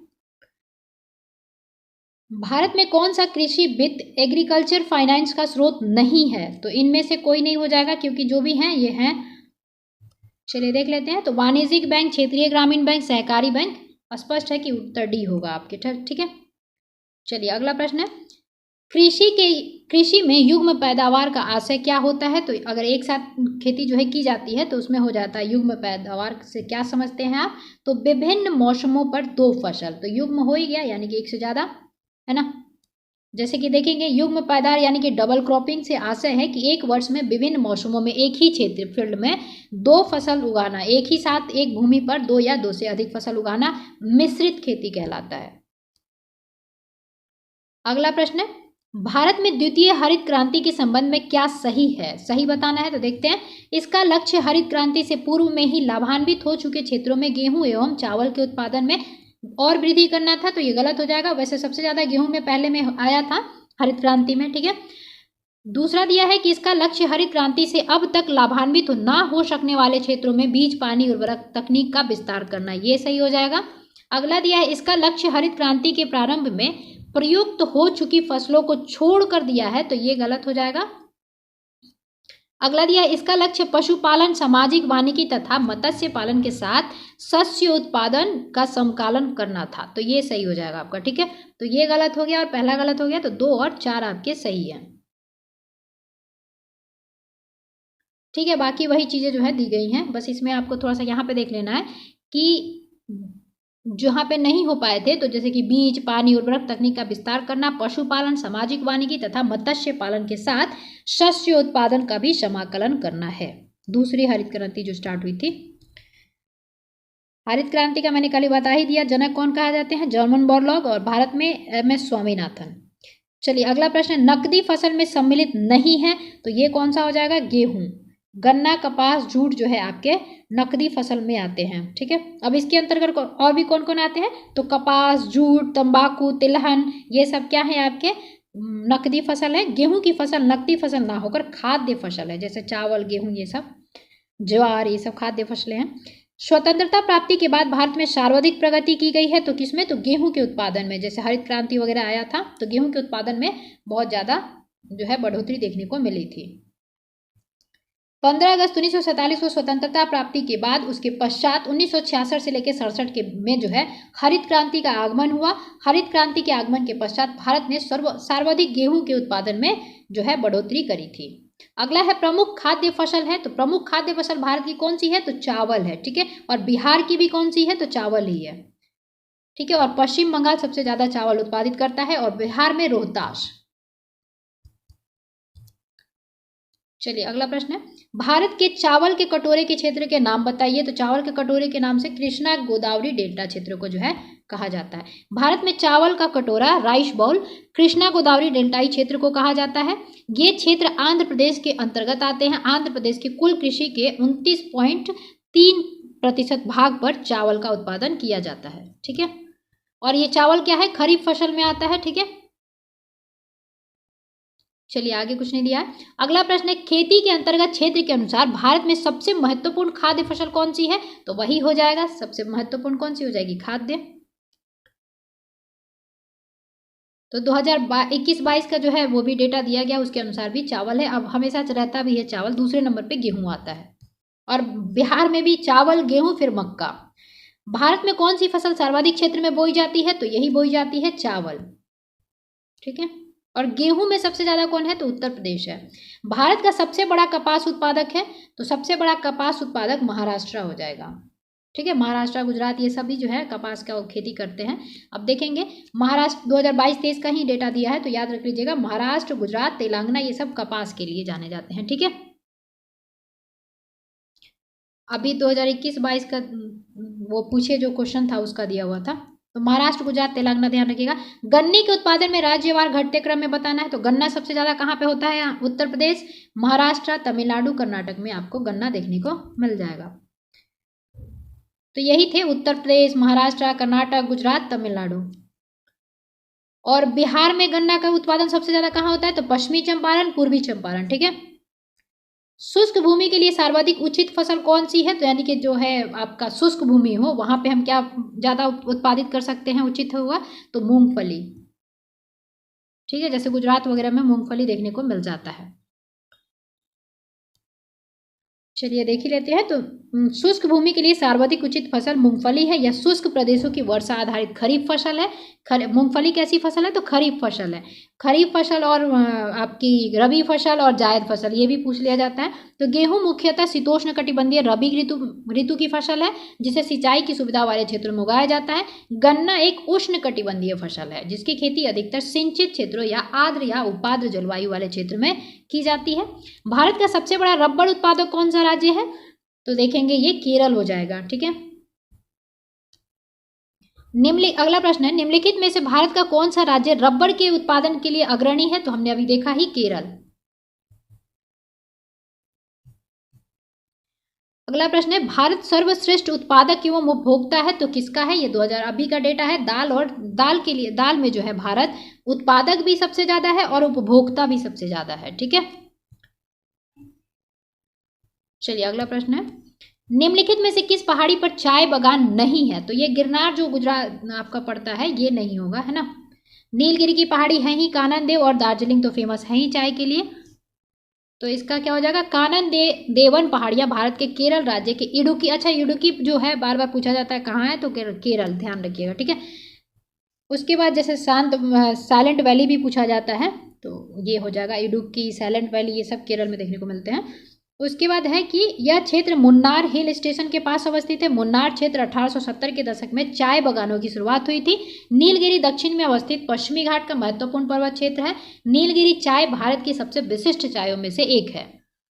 भारत का दार्जिलिंग मुख्यतः चाय उत्पादन के लिए प्रसिद्ध है, जो सिक्किम राज्य के दक्षिण में पश्चिम बंगाल राज्य में अवस्थित है। गिरनार पर्वत कहाँ है? तो गुजरात में अवस्थित है, जो चाय बागान के लिए नहीं जाना जाता है। और चाय जो है इसमें देखेंगे नीलगिरी चाय जो भारत की ज़्यादा विशिष्ट चायों में से एक है। और कॉफ़ी में तो अरेबिका किस्म की कॉफ़ी। अगला प्रश्न है, निम्न कॉफी उत्पादक क्षेत्रों में कौन सा क्षेत्र कर्नाटक में नहीं है? तो कर्नाटक में कौन से नहीं होंगे? पुलनेज नहीं होगा, है ना। कूर्ग कर्नाटक में, चिकमंगलुरु कर्नाटक में, बाबा बुदनगिरी की पहाड़ियों से ही कॉफी का जो है स्टार्टिंग किया गया था, खेती, है ना। कॉफी का उत्पादन कहाँ से शुरू किया गया था? तो बाबा बुदनगिरी पहाड़ियों से ही शुरुआत की गई थी। ठीक है, और ये सब कहाँ देखने को मिलते हैं? तो कर्नाटक में, और कर्नाटक कॉफी उत्पादन के लिए भी जाना जाता है। भारतीय कॉफी बोर्ड के अनुसार कर्नाटक के चिकमंगलूर, कोडागु, कुर्ग एवं हासन जिले, केरल के वायनाड, त्रावणकोर एवं नेलियम पेथिस क्षेत्र एवं तमिलनाडु के पुलनेज। अब ये पुलनेज कहाँ पड़ता है? तो तमिलनाडु में पड़ता है। नीलगिरी, सेवराय, सेलम, अन्नामलाई, कोयम्बटूर, यहाँ पे जो है कॉफी का उत्पादन किया जाता है। बाबा बुदनगिरी कर्नाटक में है, जहाँ भारत में सर्वप्रथम कॉफी के पौधे जो है रोपित किए गए थे। और लाए कहाँ से गए थे? तो यमन से लाए गए थे कॉफी। और कौन सी किस्म का भारत में ज्यादा उगाया जाता है? तो अरेबिका किस्म की कॉफी उगाई जाती है भारत में।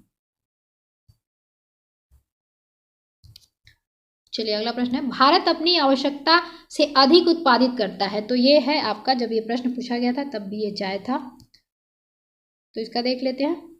अब 2022 में विश्व के चाय निर्यातक देशों में मात्र भारत का चतुर्थ स्थान है। तो भारत जो है चाय निर्यात करता है, उसमें कितने नंबर पे? चौथे नंबर पे आता है। अब देखिए यहाँ पे दिया है गया है, अनाज, पेट्रोलियम एवं पेट्रो रसायन का भारत आयात एवं चाय का निर्यात करता था, जबकि टी बोर्ड इंडिया के अनुसार 2022 में भारत ने चाय का 226.98 मिलियन किग्रा निर्यात किया है। चलिए आगे है, भारत का सर्वाधिक पटसन उत्पादक राज्य कौन सा है? तो पटसन के लिए सबसे ज्यादा देखा जाता है पश्चिम बंगाल, और आपका बिहार में पूर्णिया। ठीक है, तो यहाँ पे देख लेते हैं, डायरेक्टोरेट ऑफ जूट डेवलपमेंट के अनुसार देखेंगे 2017 का दिया हुआ है, तो हम 2022-21 का देखते हैं। चतुर्थ अग्रिम अनुमान के अनुसार भारत में कुल इतने मिलियन जो है 10.32 मिलियन गाढ़ जूट एवं मेस्ता उत्पादन का अनुमान है, जिसमें से देखेंगे 8.36 मिलियन गाढ़ जूट एवं मेस्ता का उत्पादन पश्चिम बंगाल में ही होता है। ठीक है, तीसरे नंबर पे जूट उत्पादक राज्य कौन सा है? बिहार है। तो बिहार कितने नंबर पे आता है जूट उत्पादन में? तो ये ध्यान रखिएगा, तीसरे नंबर पे। और ज्यादा देखने को कहाँ मिलता है ये? तो आपको पूर्णिया में। ठीक है, अच्छा पटसन दिया था, तो यहाँ सब देखते चलते हैं। भारत में सबसे पहले पटसन उद्योग कहाँ पे स्थापित किए गए थे और कब किए गए थे? ये प्रश्न जो है पिछली बार एग्जाम में पूछा गया था, तो ध्यान रखिएगा, पटसन उद्योग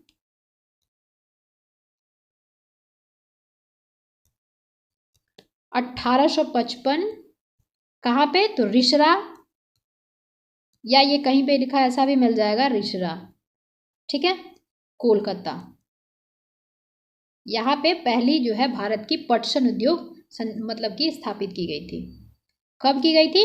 तो 1855 में रिसरा में। रिसरा कहाँ पड़ता है? कोलकाता में। अगला प्रश्न है, भारत के राज्यों में से जूट उत्पादन की दृष्टि से बिहार का कौन सा स्थान हो जाएगा? तो तीसरा हो जाएगा। चलिए अगला प्रश्न है, अखबारी कागज उद्योग निम्न में से किस स्थान पर अवस्थित है? तो ये नेपानगर मध्य प्रदेश बुरहानपुर जिले में स्थित है, जो अखबारी कागज के लिए प्रसिद्ध है। एल्यूमिनियम का सबसे महत्वपूर्ण अयस्क कौन सा है? तो ये भी ऐसे करके याद रख लीजिएगा, तो बॉक्साइट। ठीक है।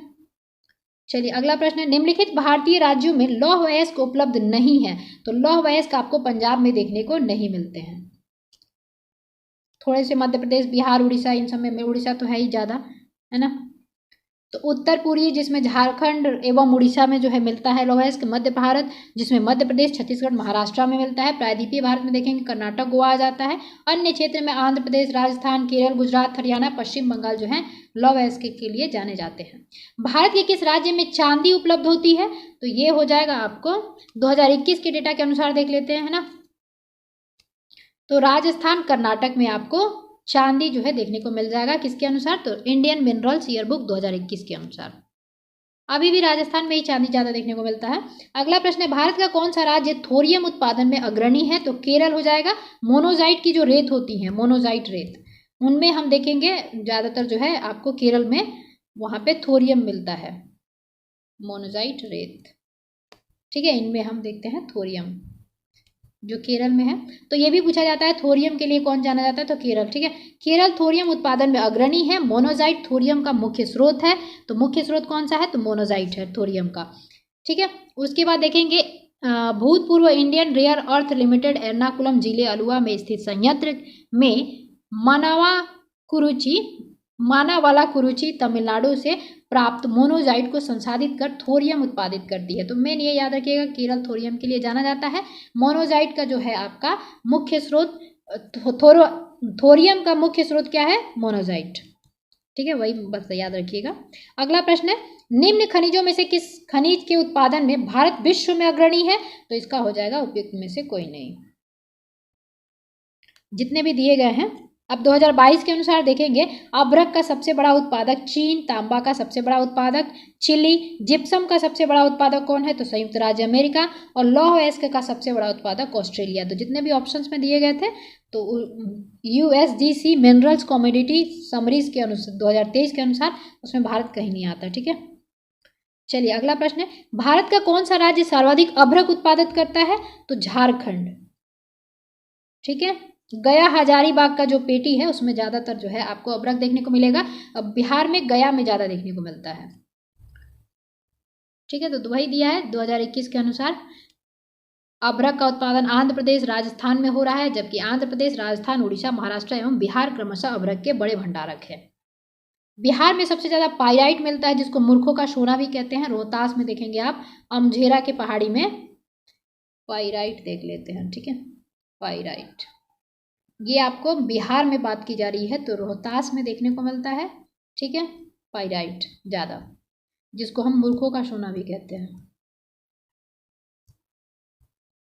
सोना। चलिए आगे देखते हैं, भारत में खनिज उत्पादन में समृद्ध राज्य पहचानिए। तो खनिज उत्पादन में जब बिहार से झारखंड अलग नहीं हुआ था तब की बात है ये। ठीक है, अब नहीं है। अब कौन से हो जाएंगे? तो ओडिशा, कर्नाटक, महाराष्ट्र, छत्तीसगढ़, झारखंड है। अगला प्रश्न है, भारत में प्रथम कोयला खान कहाँ खोदी गई थी? तो रानीगंज में खोदी गई थी। ठीक है, भारत में प्रथम कोयला खान रानीगंज में दामोदर नदी के तट पर खोदी गई थी। यह खनन आपको 1774 ईस्वी में वाणिज्यिक कोयला खनन के रूप में की गई थी। कोयला उत्पादन में राज्यवार घटता क्रम है, तो ये हो जाएगा आपका जब जो है झारखंड अलग नहीं हुआ था तब का ये ऑप्शन दिया गया है। ठीक है, अब नहीं होगा ये। अब देख लेते हैं 2021 के अनुसार कौन से हो जाएंगे। तो सबसे भारत में अग्रणी कोयला उत्पादक राज्य ये हैं, जैसे कि छत्तीसगढ़, उड़ीसा, झारखंड।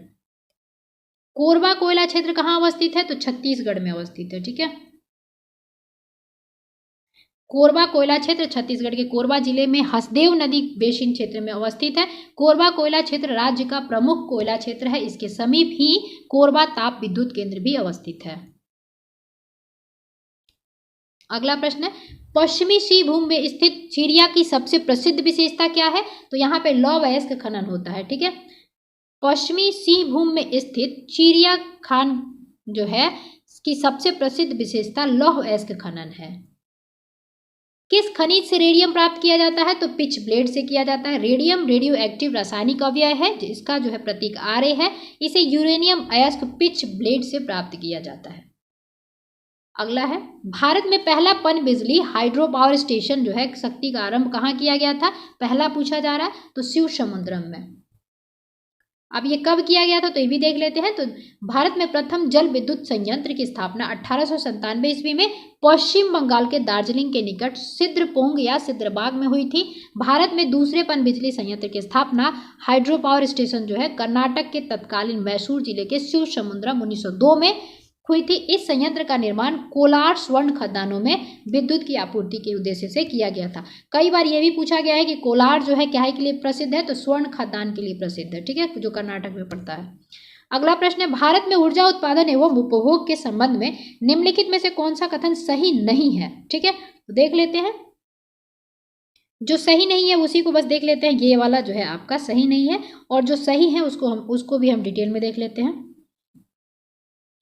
तो भारत में उत्पादित कुल व्यावसायिक ऊर्जा में गैर पारंपरिक ऊर्जा स्रोतों का योगदान 1% से अधिक है, अतः कथन सी गलत है। ठीक है, अब यहाँ पे देखेंगे जो सही दिया था वो भी देख लेते हैं, क्योंकि इसमें डिटेल में नहीं दिया है। ठीक है, विश्व में प्रति व्यक्ति ऊर्जा का उपभोग जो है भारत में न्यूनतम है। ठीक है, भारत में ऊर्जा का उपभोग करने वाले प्रमुखतम क्षेत्र उद्योग हैं। तो सबसे ज़्यादा ऊर्जा का उपभोग कौन करते हैं? तो उद्योग वाले क्षेत्र करते हैं, यानी कि उद्योग के क्षेत्र में सबसे ज़्यादा ऊर्जा का खपत होता है। ठीक है, जैसे पूछ दिया गया था अभी, जल का सबसे ज़्यादा खपत कहाँ होता है? तो सिंचाई में होता है। ठीक है, तो वैसे ही पूछा जा सकता है कि ऊर्जा का खपत सबसे ज़्यादा कहाँ होता है? तो उद्योग में होता है। ठीक है, चलिए अगला प्रश्न है, भारत में कतिपय लौह अयस्क संयंत्र पश्चिमी तट से होकर आयोजित किए गए हैं। इस उद्योग की एक ऐसी अवस्थिति का प्रमुख कारण क्या है? तो ये है आपका गोवा एवं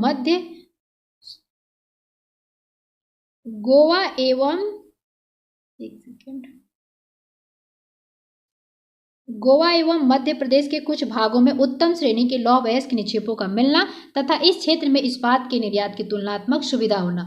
तो जहाँ पे जो भी संयंत्र खोले जाते हैं या उद्योग स्थापित किए जाते हैं तो वहाँ पे उपलब्धता होती है, वहीं पे जो है स्टार्टिंग किया जाता है। ठीक है, अगला प्रश्न है, भारत में कुल कितने राष्ट्रीय राजमार्ग हैं और उनकी कुल लंबाई कितनी है? तो ये डेटा चेंज हो गया है अभी, तो हम लोग डायरेक्ट उसका नया वाला डेटा देख लेते हैं। जैसे कि देखेंगे कि भारत में कुल 599 राष्ट्रीय राजमार्ग हैं, यानी कि नेशनल हाईवे, और कितनी लंबाई है उनकी? तो 1,44,955 किलोमीटर। ठीक है, अगला है, भारत में सबसे पहले रेल मार्ग तैयार हुआ था तो 1853, है ना।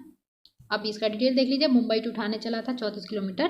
भारत में लॉर्ड डलहौजी के काल में सर्वप्रथम रेल मार्ग 1853 में स्टार्ट किया गया था, जिस पर 16 अप्रैल 1893 को मुंबई, तत्कालीन बॉम्बे उसको कहा जाता था, थाने के बीच पहली ट्रेन चलाई गई थी। यह ट्रेन मुंबई के बोरी बंदर स्टेशन से 14 सवारी डिब्बों में 400 मेहमान यात्रियों को लेकर 34 किलोमीटर या 21 मील कहें दूरी तय करके थाने स्टेशन पर पहुंची थी। तो बम्बई से ठाणे चलाया गया था, कितना किलोमीटर? 34 किलोमीटर। किसके कार्यकाल में? तो डलहौजी के कार्यकाल में। कब चलाया गया था? तो 1853 में।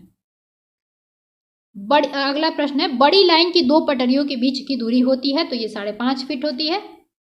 ठीक है, और भारत में कितने रेलवे जोन है? तो 16 रेलवे जोन है। ठीक है, वो भी याद रखना है। अब यहाँ दिया है वही मीटर गेज कितना होता है? तो 1 मीटर का होता है। चौड़ी या बड़ी लाइन जो होती है आपकी 1.676 मीटर या आपको 1676 मिमी हो जाएगा। ठीक है, या उसको लिखे 5.5 फीट। और छोटी लाइन कितनी होती है? तो 0, या आपका पटरियों के मध्य 762 mm या 610 mm की दूरी होती है। ठीक है,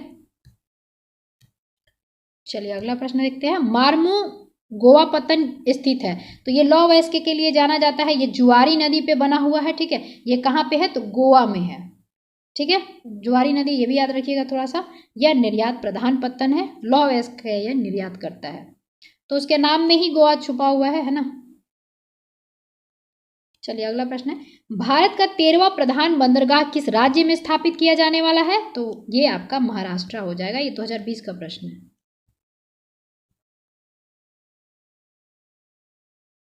चलिए अगला कुछ नहीं है इसमें। अगला दिया है सुल्तानपुर बर्ड सेंचुरी स्थित है, तो ये कहाँ पे स्थित है सुल्तानपुर बर्ड सेंचुरी? तो ये गुड़गांव में स्थित है, हरियाणा में पड़ता है गुड़गांव। सुल्तानपुर राष्ट्रीय उद्यान पूर्व नाम उसका था सुल्तानपुर पक्षी अभयारण्य। अगला प्रश्न है अंटार्कटिका में भारत के तृतीय शोध केंद्र का नाम क्या है? तो ये तीसरा शोध का आपका केंद्र है भारत का अंटार्कटिका में, जिसे हम श्वेत महाद्वीप भी कहते हैं, उसे गतिशील महाद्वीप भी कहते हैं, सैन्य विहीन महाद्वीप भी कहते हैं, है ना, क्योंकि वो बर्फ से ही ढका रहता है। उसको वैज्ञानिकों को समर्पित या साइंटिस्टों को समर्पित महाद्वीप भी कहते हैं, ठीक है। और ये क्षेत्रफल के अनुसार कितने नंबर पे आता है? 5वें नंबर पे आता है। तो पहला कौन था? तो देखिए दक्षिणी गंगोत्री अंटार्कटिका में भारत का पहला अनुसंधान केंद्र था। इसकी स्थापना 1983 से 1984 में की गई थी। भारत ने अपने दूसरे अनुसंधान केंद्र जो है आपका मैत्री था, उसकी स्थापना 1988 से लेके 1989 में की गई थी। अंटार्कटिका में भारत का तृतीय अनुसंधान केंद्र क्या है? भारतीय। एक्चुअली क्या हुआ, ये बंद हो चुके हैं, अभी जो है आपका भारतीय जो है तीसरा स्टार्ट किया गया था, इसकी स्थापना 2012 में की गई थी। तो अंटार्कटिका में शोध केंद्र जो है सभी देशों के मिल जाएंगे। तो भारत का तीसरा अनुसंधान केंद्र कौन सा है? तो भारतीय है, ठीक है। अगला प्रश्न निम्नलिखित में से किस क्षेत्र में प्रवाल भित्ति नहीं पाई जाती है? कहा है तो ये कैम्बे की खाड़ी में नहीं देखने को मिलती है। और कहाँ कहाँ देखने को मिलती है? तो ये भी देख लेते हैं। तो जैसे लक्षद्वीप हो गया, है ना, अंडमान निकोबार द्वीप समूह हो गया, कच्छ की खाड़ी हो गई, मलवन हो गया, मन्नार की खाड़ी हो गई। अगला प्रश्न 1954 में किन दो देशों के बीच कोसी सिंचाई एवं जल विद्युत परियोजना का समझौता हस्ताक्षरित हुआ था? तो ये हो जाएगा भारत और नेपाल के बीच में, ठीक है।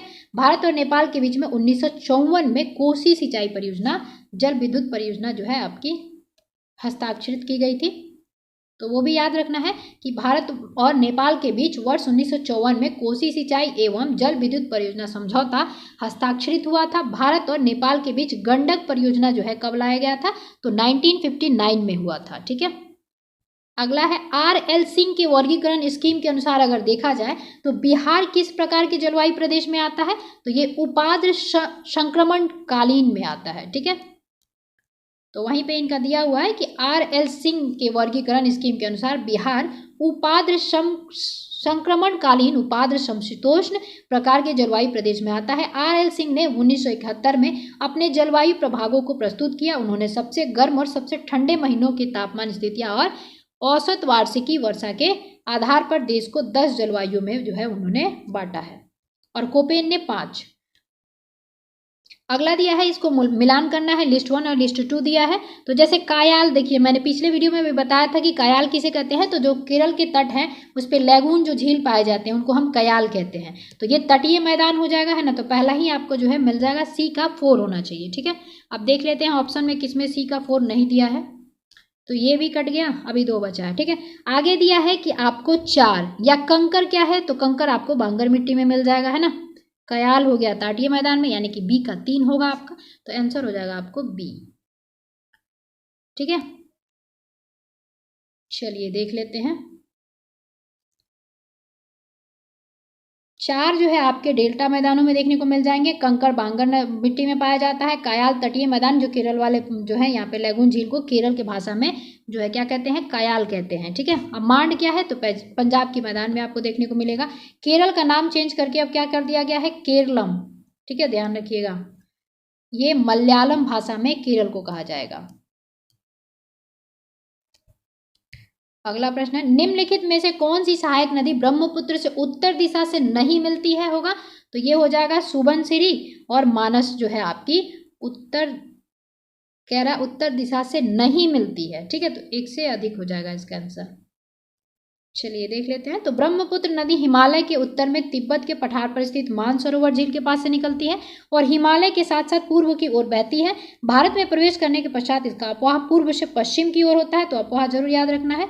ब्रह्मपुत्र से उत्तर दिशा में मिलने वाली सहायक नदियां सुबनसिरी, मानस, बुरोई, बेकी आदि हैं, ठीक है। अच्छा, आयोग ने इस प्रश्न का उत्तर ई माना था, जबकि इसका आंसर क्या होगा? डी होगा। नदी ब्रह्मपुत्र के उत्तर दिशा से नहीं मिलती है, ऐसा था। तो ये तो उत्तर दिशा से मिल ही रही हैं, तो उपयुक्त में से एक से, हाँ उपयुक्त में से कोई नहीं। बेलसिरी भी तो है ना। चलिए इसको देख लीजिएगा, उत्तर दिशा से और दक्षिण दिशा से कौन कौन सी नदियां जो है ब्रह्मपुत्र में मिलती हैं। अगला प्रश्न है, भारत का स्थलाकृतिक मानचित्र किस संगठन द्वारा तैयार किया जाता है? तो ये भारतीय सर्वेक्षण के द्वारा तैयार किया जाता है। ठीक है, वही दिया है, स्थलाकृतिक मानचित्र बनाए जाते हैं या विज्ञान और प्रौद्योगिकी विभाग के अंतर्गत कार्य करता है। भारतीय सर्वेक्षण विभाग का मुख्यालय कहाँ है? तो देहरादून उत्तराखंड में है। निम्नलिखित में से कौन सी एक फलीदार फसल है? तो ये हो जाएगी दलहन। दलहन कैसी फसल है? तो आपकी फलीदार फसल होती है। ठीक है, दलहन के अंतर्गत प्रमुख रूप से चना, मटर, अरहर, मूंग, उड़द, मूसर, बाकला आदि फसलें आती हैं। दलहनी फसलें जो होती हैं प्रोटीन की अच्छी स्रोत होती हैं और सबसे ज्यादा प्रोटीन किसमें पाया जाता है? मशरूम में। निम्नलिखित में से मशरूम हो गया आपका, मूंगफली हो गया, ये सब में पाया जाता है। निम्नलिखित में से कौन से दो चरम स्थान पूर्व पश्चिम गलियारे से जुड़े हुए हैं? तो ये हो जाएगा सिलचर से पोरबंदर। अब इसका डिटेल देख लेते हैं।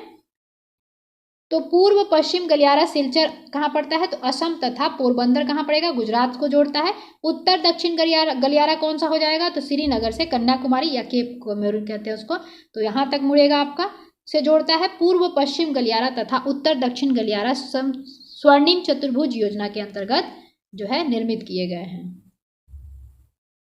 चलिए अगला प्रश्न है, भारतवर्ष में वनस्पति एवं जीवों की कितनी प्रजाति पाई जाती है? तो ये पाई जाती है 81,000 प्रजातियां जीवों की और 47,000 आपको प्रजाति वनस्पति की।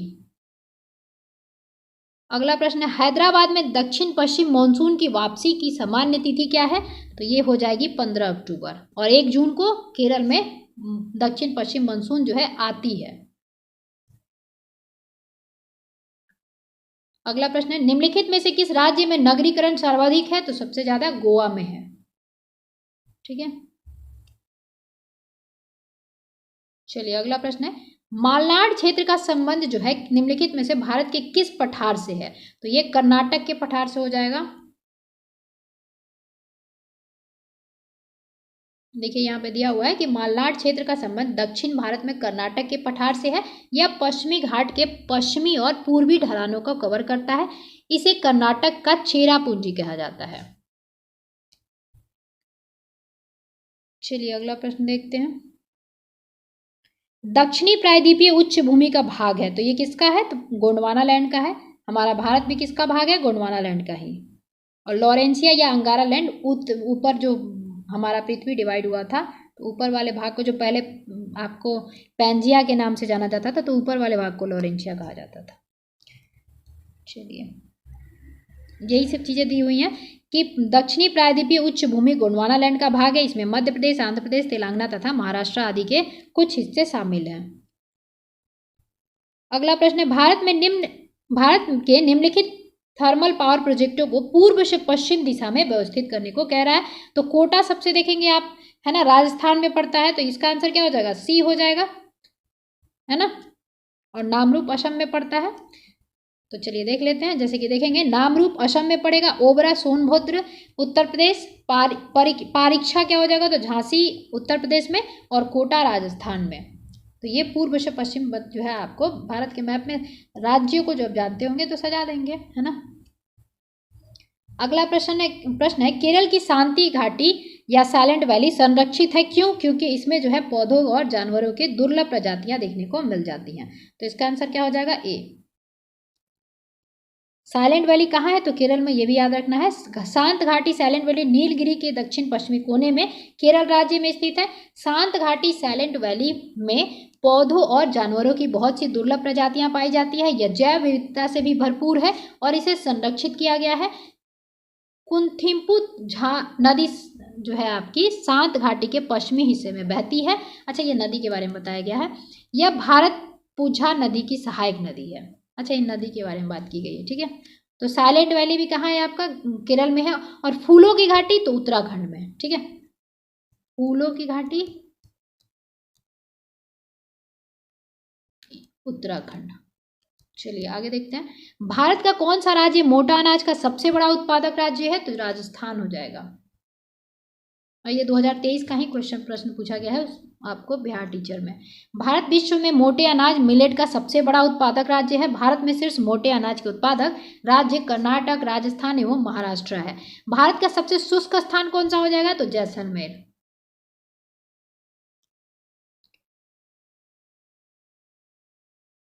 तो यही है, जैसलमेर राजस्थान का बड़ा क्षेत्रफल वाला जिला है। तो राजस्थान का सबसे बड़ा जिला कौन सा हो जाएगा? जैसलमेर। अगला है, निम्न में से कौन सी जायद फसल है? तो तरबूज, जो आपको रबी और खरीफ फसल के बीच में उपजाई जाती है या उगाई जाती है, उसे हम जो है जायद फसल कहते हैं। ठीक है, तो जायद फसल में तरबूज, खीरा, ककड़ी ये सब आ जाते हैं। अब रबी फसल में कौन कौन से आते हैं? तो रबी फसल में गेहूं, सरसों, जौ, मटर, चना आदि आते हैं। खरीफ में चावल, मक्का, ज्वार, बाजरा, मूंग आता है, उड़द, तूर, ये सब जो है आपके खरीफ में आते हैं। जायद में देखेंगे तरबूज, खरबूज, खीरा, ककड़ी आदि जो है आ जाएंगे। और ये जो है जायद जो है रबी और खरीफ का फसल का जो बोया जाता है, तो इसके अंतराल में जो बीच में समय बचता है उसी में जायद को जो है उपजा लिया जाता है। चलिए अगला प्रश्न है, मगध एवं अंग के मैदान निम्नलिखित में से किसके हिस्से हैं? तो ये मध्य गंगा मैदान के हिस्से हो जाएंगे। ठीक है, अब इसमें देखिए निम्न गंगा का मैदान दिया है, तो ये जो है प्रश्न रिपीट भी हुआ है, तो थोड़ा सा आप लोग जरूर देखिएगा इसको। बीपीएससी ने मध्य गंगा का मैदान माना था, है ना। तो आप अंग एवं मगध जो है 16 महाजनों के एक भाग था। अंग महाजनपद की राजधानी क्या है? तो चंपा थी। यह वर्तमान बिहार के मुंगेर एवं भागलपुर जिलों के अंतर्गत आता है। मगध की राजधानी गिरिव्रज या राजगिरी थी। तो ये भी कई बार प्रश्न पूछा गया है कि मगध की पहली राजधानी कौन सी थी? गिरिव्रज या राजगिरी। राजगिरी को ही गिरिव्रज कहेंगे, गिरिव्रज को ही राजगिरी कहेंगे। ठीक है, बाद में इसकी राजधानी पाटलिपुत्र बनाई गई। दोनों महाजनपद निम्न गंगा मैदान के अंतर्गत आते हैं, ये बोला है, आप लोग देख लीजिएगा। जैसे जैसे बिहार है ना, तो यहाँ पे आपका मगध और यहाँ पे अंग और यहाँ पे आपको यही, मतलब ये देख लीजिएगा कौन से गंगा के क्षेत्र में आएगा। मध्य गंगा ज़्यादा होना चाहिए। अगला प्रश्न है, हिमालयी भूरा भालू, एशियाई जंगली भैंसे, रेगिस्तानी लोमड़ी किसके उदाहरण है? तो ये दुर्लभ प्रजाति के उदाहरण है। दुर्लभ प्रजाति वही होता है जो अब खत्म होने वाला है, कभी रेयर केस में दिखाई दे रहा है। International union for conservation of nature and natural resources IUCN ने हिमालयी भूरे भालू, एशियाई जंगली भैंसे, रेगिस्तानी लोमड़ी को दुर्लभ प्रजाति के अंतर्गत श्रेणीबद्ध किया है। ठीक है, IUCN जो है रेड बुक भी जारी करता है। अगला है, निम्नलिखित में से कौन सा कथन सही है? तो पेट्रोलियम भंडार अरावली पहाड़ियों में पाए जाते हैं। धारवाड़ चट्टान संरचना में प्राकृतिक गैस पाई जाती है। पूछा है कथन कौन सा सही है ना।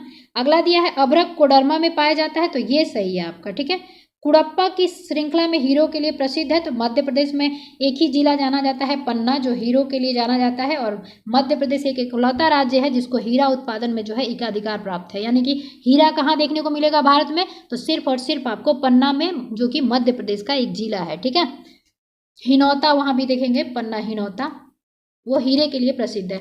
और हीरे मतलब हीरा नगरी के नाम से भी पन्ना जो है फेमस है, मध्य प्रदेश में पड़ता है। तो ये कुड़प्पा सेल की श्रेणियों में पाया जाता है हीरा। ठीक है, तो इसका आंसर हो जाना चाहिए उपयुक्त में से एक से अधिक।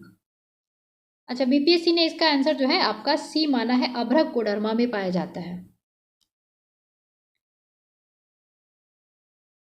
इसका डिटेल थोड़ा सा देख लेते हैं। जैसे कि दिया है, प्रश्नगत विकल्पों में अभ्रक कोडरमा में पाया जाता है, तब विकल्प सी सही है। भारत में पेट्रोलियम के भंडार कहाँ पे आपको दिखेंगे? तो अरावली में नहीं, बल्कि ब्रह्मपुत्र घाटी, गुजरात तट, पश्चिमी अपतटीय क्षेत्र में तथा पूर्वी अपतटीय क्षेत्र में आपको क्या मिलेंगे? पेट्रोलियम देखने को मिलेगा। और धारवाड़ की चट्टानें जो होती है ना, उनमें गैसे के लिए नहीं, बल्कि धात्विक खनिजों का जो है जैसे मिलेगा। धात्विक खनिज में कौन कौन से आ जाएंगे? तो सोना, मैग्नीज, लोहा, तांबा, टंगस्टन, क्रोमियम एवं जस्ता के लिए प्रसिद्ध है। प्राकृतिक गैसें अधिकांशतः खनिज तेल के साथ ही मिलती हैं। भारत में प्राकृतिक गैस के शीर्ष उत्पादक क्षेत्रों में अपतटीय असम, गुजरात एवं राजस्थान के क्षेत्र शामिल है। अगला प्रश्न है, बिहार की भौगोलिक संरचना चट्टानी प्राणियों से बनी है। इसके बारे में जो है मिलान करना है, तो देख लेते हैं। जैसे कि यहाँ पे दिया है धारवाड़ चट्टानी प्रणाली, तो ये क्या है? सबसे पुरानी चट्टानों की प्रणाली है, तो इसका हो जाएगा 3। इसके बाद दिया है आपको विंध्य चट्टानों की प्रणाली, तो ये क्या हो जाएगा? यहाँ पे आपको बलुआ पत्थर, चूना पत्थर, डोलोमाइट, क्वार्टर्स वगैरह जो है देखने को मिल जाएंगे। ठीक है, तो हम लोग इसमें देख लेते हैं। इसका आंसर जो हो जाएगा आपका बी। ठीक है, अब देखिए इसका डिटेल थोड़ा सा देख लेते हैं अच्छे से। धारवाड़ चट्टान की प्रणाली क्या हो जाएगी, तो सबसे पुराने आर्कियन रॉक सिस्टम का हिस्सा हो जाएगा, है ना। बिहार में धारवाड़ क्रम की चट्टानें जो है आपको कहाँ देखने को मिलेगी, तो यहाँ पे, ठीक है। जैसे जैसे बिहार है ना, तो यहाँ पे धारवाड़ और यहाँ पे विंध्यन मिलता है, ठीक है। और यहाँ पे हिमालय शिवालिका के भाग मिल जाएंगे, जैसे सोमेश्वर की पहाड़ियाँ वगैरह, है ना, पश्चिमी चंपारण में। चलिए यहाँ पे अब ये देख लेते हैं। और विंध्यन चट्टानी प्रणाली जो है बलुआ पत्थर, चूना पत्थर, डोलोमाइट, क्वार्टर्ज और क्वार्टनरी जो है आपके, उसमें कट गया है, ठीक है, ये सब जो है देखने को मिलेंगे वहां पे। और क्वार्टनरी चट्टान प्रणाली में तो हिमालयी और प्रायद्वीपीय नदियों द्वारा मिट्टी आदि से तीव्र जमाव से ये निर्मित होते हैं, ये चट्टान की प्रणालियां जो है। तो क्वार्टनरी चट्टान प्रणाली कैसे बनती है, तो हिमालय और प्रायद्वीपीय नदियां जो है उनके द्वारा जो मिट्टी है लेके आया जाता है, उनके तीव्र जमाव से जो है ये निर्मित होती है, ठीक है। तृतीयक चट्टान प्रणाली क्या है, तो पश्चिमी चंपारण जिले में पाई जा सकती है तृतीयक चट्टान प्रणाली। अगला है, निम्नलिखित में से कौन सा समुद्री जैव विविधता के दृष्टिकोण से दुनिया में सबसे समृद्ध क्षेत्र है, जिसमें ज्वार नद मुख और समुद्र तट, निकट तटीय पर्यावरण के जंगल, समुद्री घास, प्रवाल भित्तियां, नामक दलदल और मैंग्रोव के साथ 21 द्वीप भी इसमें शामिल हैं, ठीक है। तो ये हो जाएगा आपको मन्नार की खाड़ी बायोस्फीयर रिजर्व, ठीक है। तो चलिए इसका देख लेते हैं। वही चीज़ है, जितने भी उसमें डिटेल दिए गए थे वही सब दिया गया है कि दुनिया का सबसे समृद्ध है कौन सा, तो आपको मन्नार की खाड़ी बायोस्फीयर रिजर्व। समुद्री जैव विविधता, ध्यान रखिएगा यहाँ पे, समुद्री जैव विविधता के दृष्टिकोण से दुनिया का सबसे समृद्ध क्षेत्र है। अगला है, स्वर्ण रेखा नदी निम्नलिखित में से किस गांव के पास से निकलती है, तो ये नगरी गांव से जो है आपको निकलती है स्वर्ण रेखा नदी। यहाँ पे दिया है कि स्वर्ण रेखा नदी जो है छोटा नागपुर पठार पर रांची के दक्षिण पश्चिम से निकलती है। यह झारखंड राज्य के रांची के निकट नगरी गांव से निकलकर उत्तर पूर्व की ओर प्रवाहित होती है, हुंड्रू जलप्रपात का निर्माण करती है। यह पश्चिम बंगाल के मेदिनीपुर से प्रवाहित होती हुई बंगाल की खाड़ी में जाके गिर जाती है। अगला प्रश्न है, निम्नलिखित में से कौन से राष्ट्रीय उद्यान वन्यजीव अभयारण्य बिहार में है, तो बिहार में वाल्मीकि राष्ट्रीय उद्यान आपको मिल जाएगा, है ना। भीम बांध मुंगेर में देखने को मिल जाएगा। दुधवा तो उत्तर प्रदेश में है ना। तो ये इसका आंसर क्या हो जाएगा, 1 और 4 आपको बिहार में देखने को मिलेंगे, तो बी हो जाएगा। चलिए देख लेते हैं। वाल्मीकि राष्ट्रीय उद्यान तथा भीम बांध वन्यजीव अभयारण्य बिहार राज्य में है, जबकि गजनेर कहाँ पे है, तो ये राजस्थान में, तथा दुधवा राष्ट्रीय उद्यान कहाँ है, उत्तर प्रदेश में है। वाल्मीकि वन्यजीव अभयारण्य जो है आपका बेतिया के पश्चिमी चंपारण में स्थित है, ठीक है। और ये 898.93 वर्ग किलोमीटर क्षेत्रफल के जो है विस्तृत है। और वहीं भीम बांध वन्यजीव अभयारण्य कहाँ है, तो मुंगेर में है, और ये लगभग जो है आपका 681 वर्ग किलोमीटर क्षेत्रफल पर विस्तृत है। चलिए अगला प्रश्न है, गैंगेटिक डॉल्फिन के संबंध में निम्नलिखित कथनों पर विचार कीजिए। तो चलिए देख लेते हैं। इसका जो है आपका जितने भी दिए गए हैं आपके पढ़ ही लेते हैं। गंगा नदी की डॉल्फिन को IUCN की रेड लिस्ट के तहत लुप्त प्राय जीव के रूप में वर्गीकृत किया गया है। IUCN जो है यही जो है लिस्ट जारी करता है, रेड बुक जारी करता है, रेड लिस्ट। इसमें से कोई क्रिस्टलीय नेत्र लेंस नहीं है जो इसे प्रभावी रूप से अंधा बना देती है। यह इकोलोकेशन का उपयोग कर आगे बढ़ती है और शिकार करती है। इसे भारत के राष्ट्रीय जलीय जीव के रूप में मान्यता प्राप्त है। ये बिल्कुल सही है ना। तो इसका आंसर क्या हो जाएगा, उपयुक्त सभी। तो जो भी दिए हुए थे वो तो सही थे ही, पर साथ में ये भी देख लेते हैं कि 2009 में गैंगेटिक डॉल्फिन को राष्ट्रीय जलीय जीव के रूप में मान्यता दी गई थी। तो ये तो सन याद रखिएगा। यह इकोलोकेशन का उपयोग कर आगे बढ़ती है और शिकार करती है। इसमें कोई क्रिस्टलीय नेत्र लेंस नहीं होता जो इसे प्रभावी रूप से अंधा बना देती है। गंगा नदी की डॉल्फिन को IUCN की रेड लिस्ट के तहत लुप्त प्राय जो है आपका जीव के रूप में वर्गीकृत किया गया है। अगला प्रश्न है, गंडक नदी का दूसरा नाम क्या है, तो हमने देख ही लिया था, शालिग्रामी नदी, गंडक नदी को ही कहते हैं। नेपाल में नारायणी नदी के नाम से जानते हैं इसको, ठीक है। उसके बाद आपने देखा ही था, और किस नाम से जानते थे, सदानीरा के नाम से जानते हैं, है ना। तो देखिए वही दिया है कि नारायणी है, इसका अन्य नाम शालिग्रामी है। धातव्य है कि गंडक नदी को नेपाल हिमालय के अन्नपूर्णा पर्वत और धौलागिरी श्रेणी के समीप से निकलती है। पटना के पहलेजा घाट के निकट गंगा में ये जाके मिल जाती है। गंडक नदी की 7 मुख्य सहायिका है, जैसे कि त्रिशूली, बूढ़ी गंडक, सेती, दरौंदी, माधी, काली गंडक और मनसिया गढ़ी, ठीक है, ध्यान रखिएगा। शालिग्रामी नदी से कौन जानी जाएगी, तो यही जानी जाएगी, काली गंडक के नाम से भी यही जानी जाती है। उसकी बूढ़ी गंडक उसकी सब जो है सहायक नदियां हैं, ठीक है। चलिए, तो यहाँ पे जो है आपका 267 प्रश्न जो है भारत के भूगोल से पूछे गए थे। तो यहाँ पे भारत के भूगोल का प्रश्न जो है सारा खत्म होता है। ठीक है, अगर वीडियो पसंद आई हो तो आप लोग वीडियो को लाइक जरूर कीजिएगा, चैनल पे नए हैं तो चैनल से जरूर जुड़ें। ठीक है, चलिए मिलते हैं अगले वीडियो में, तब तक के लिए जय हिंद।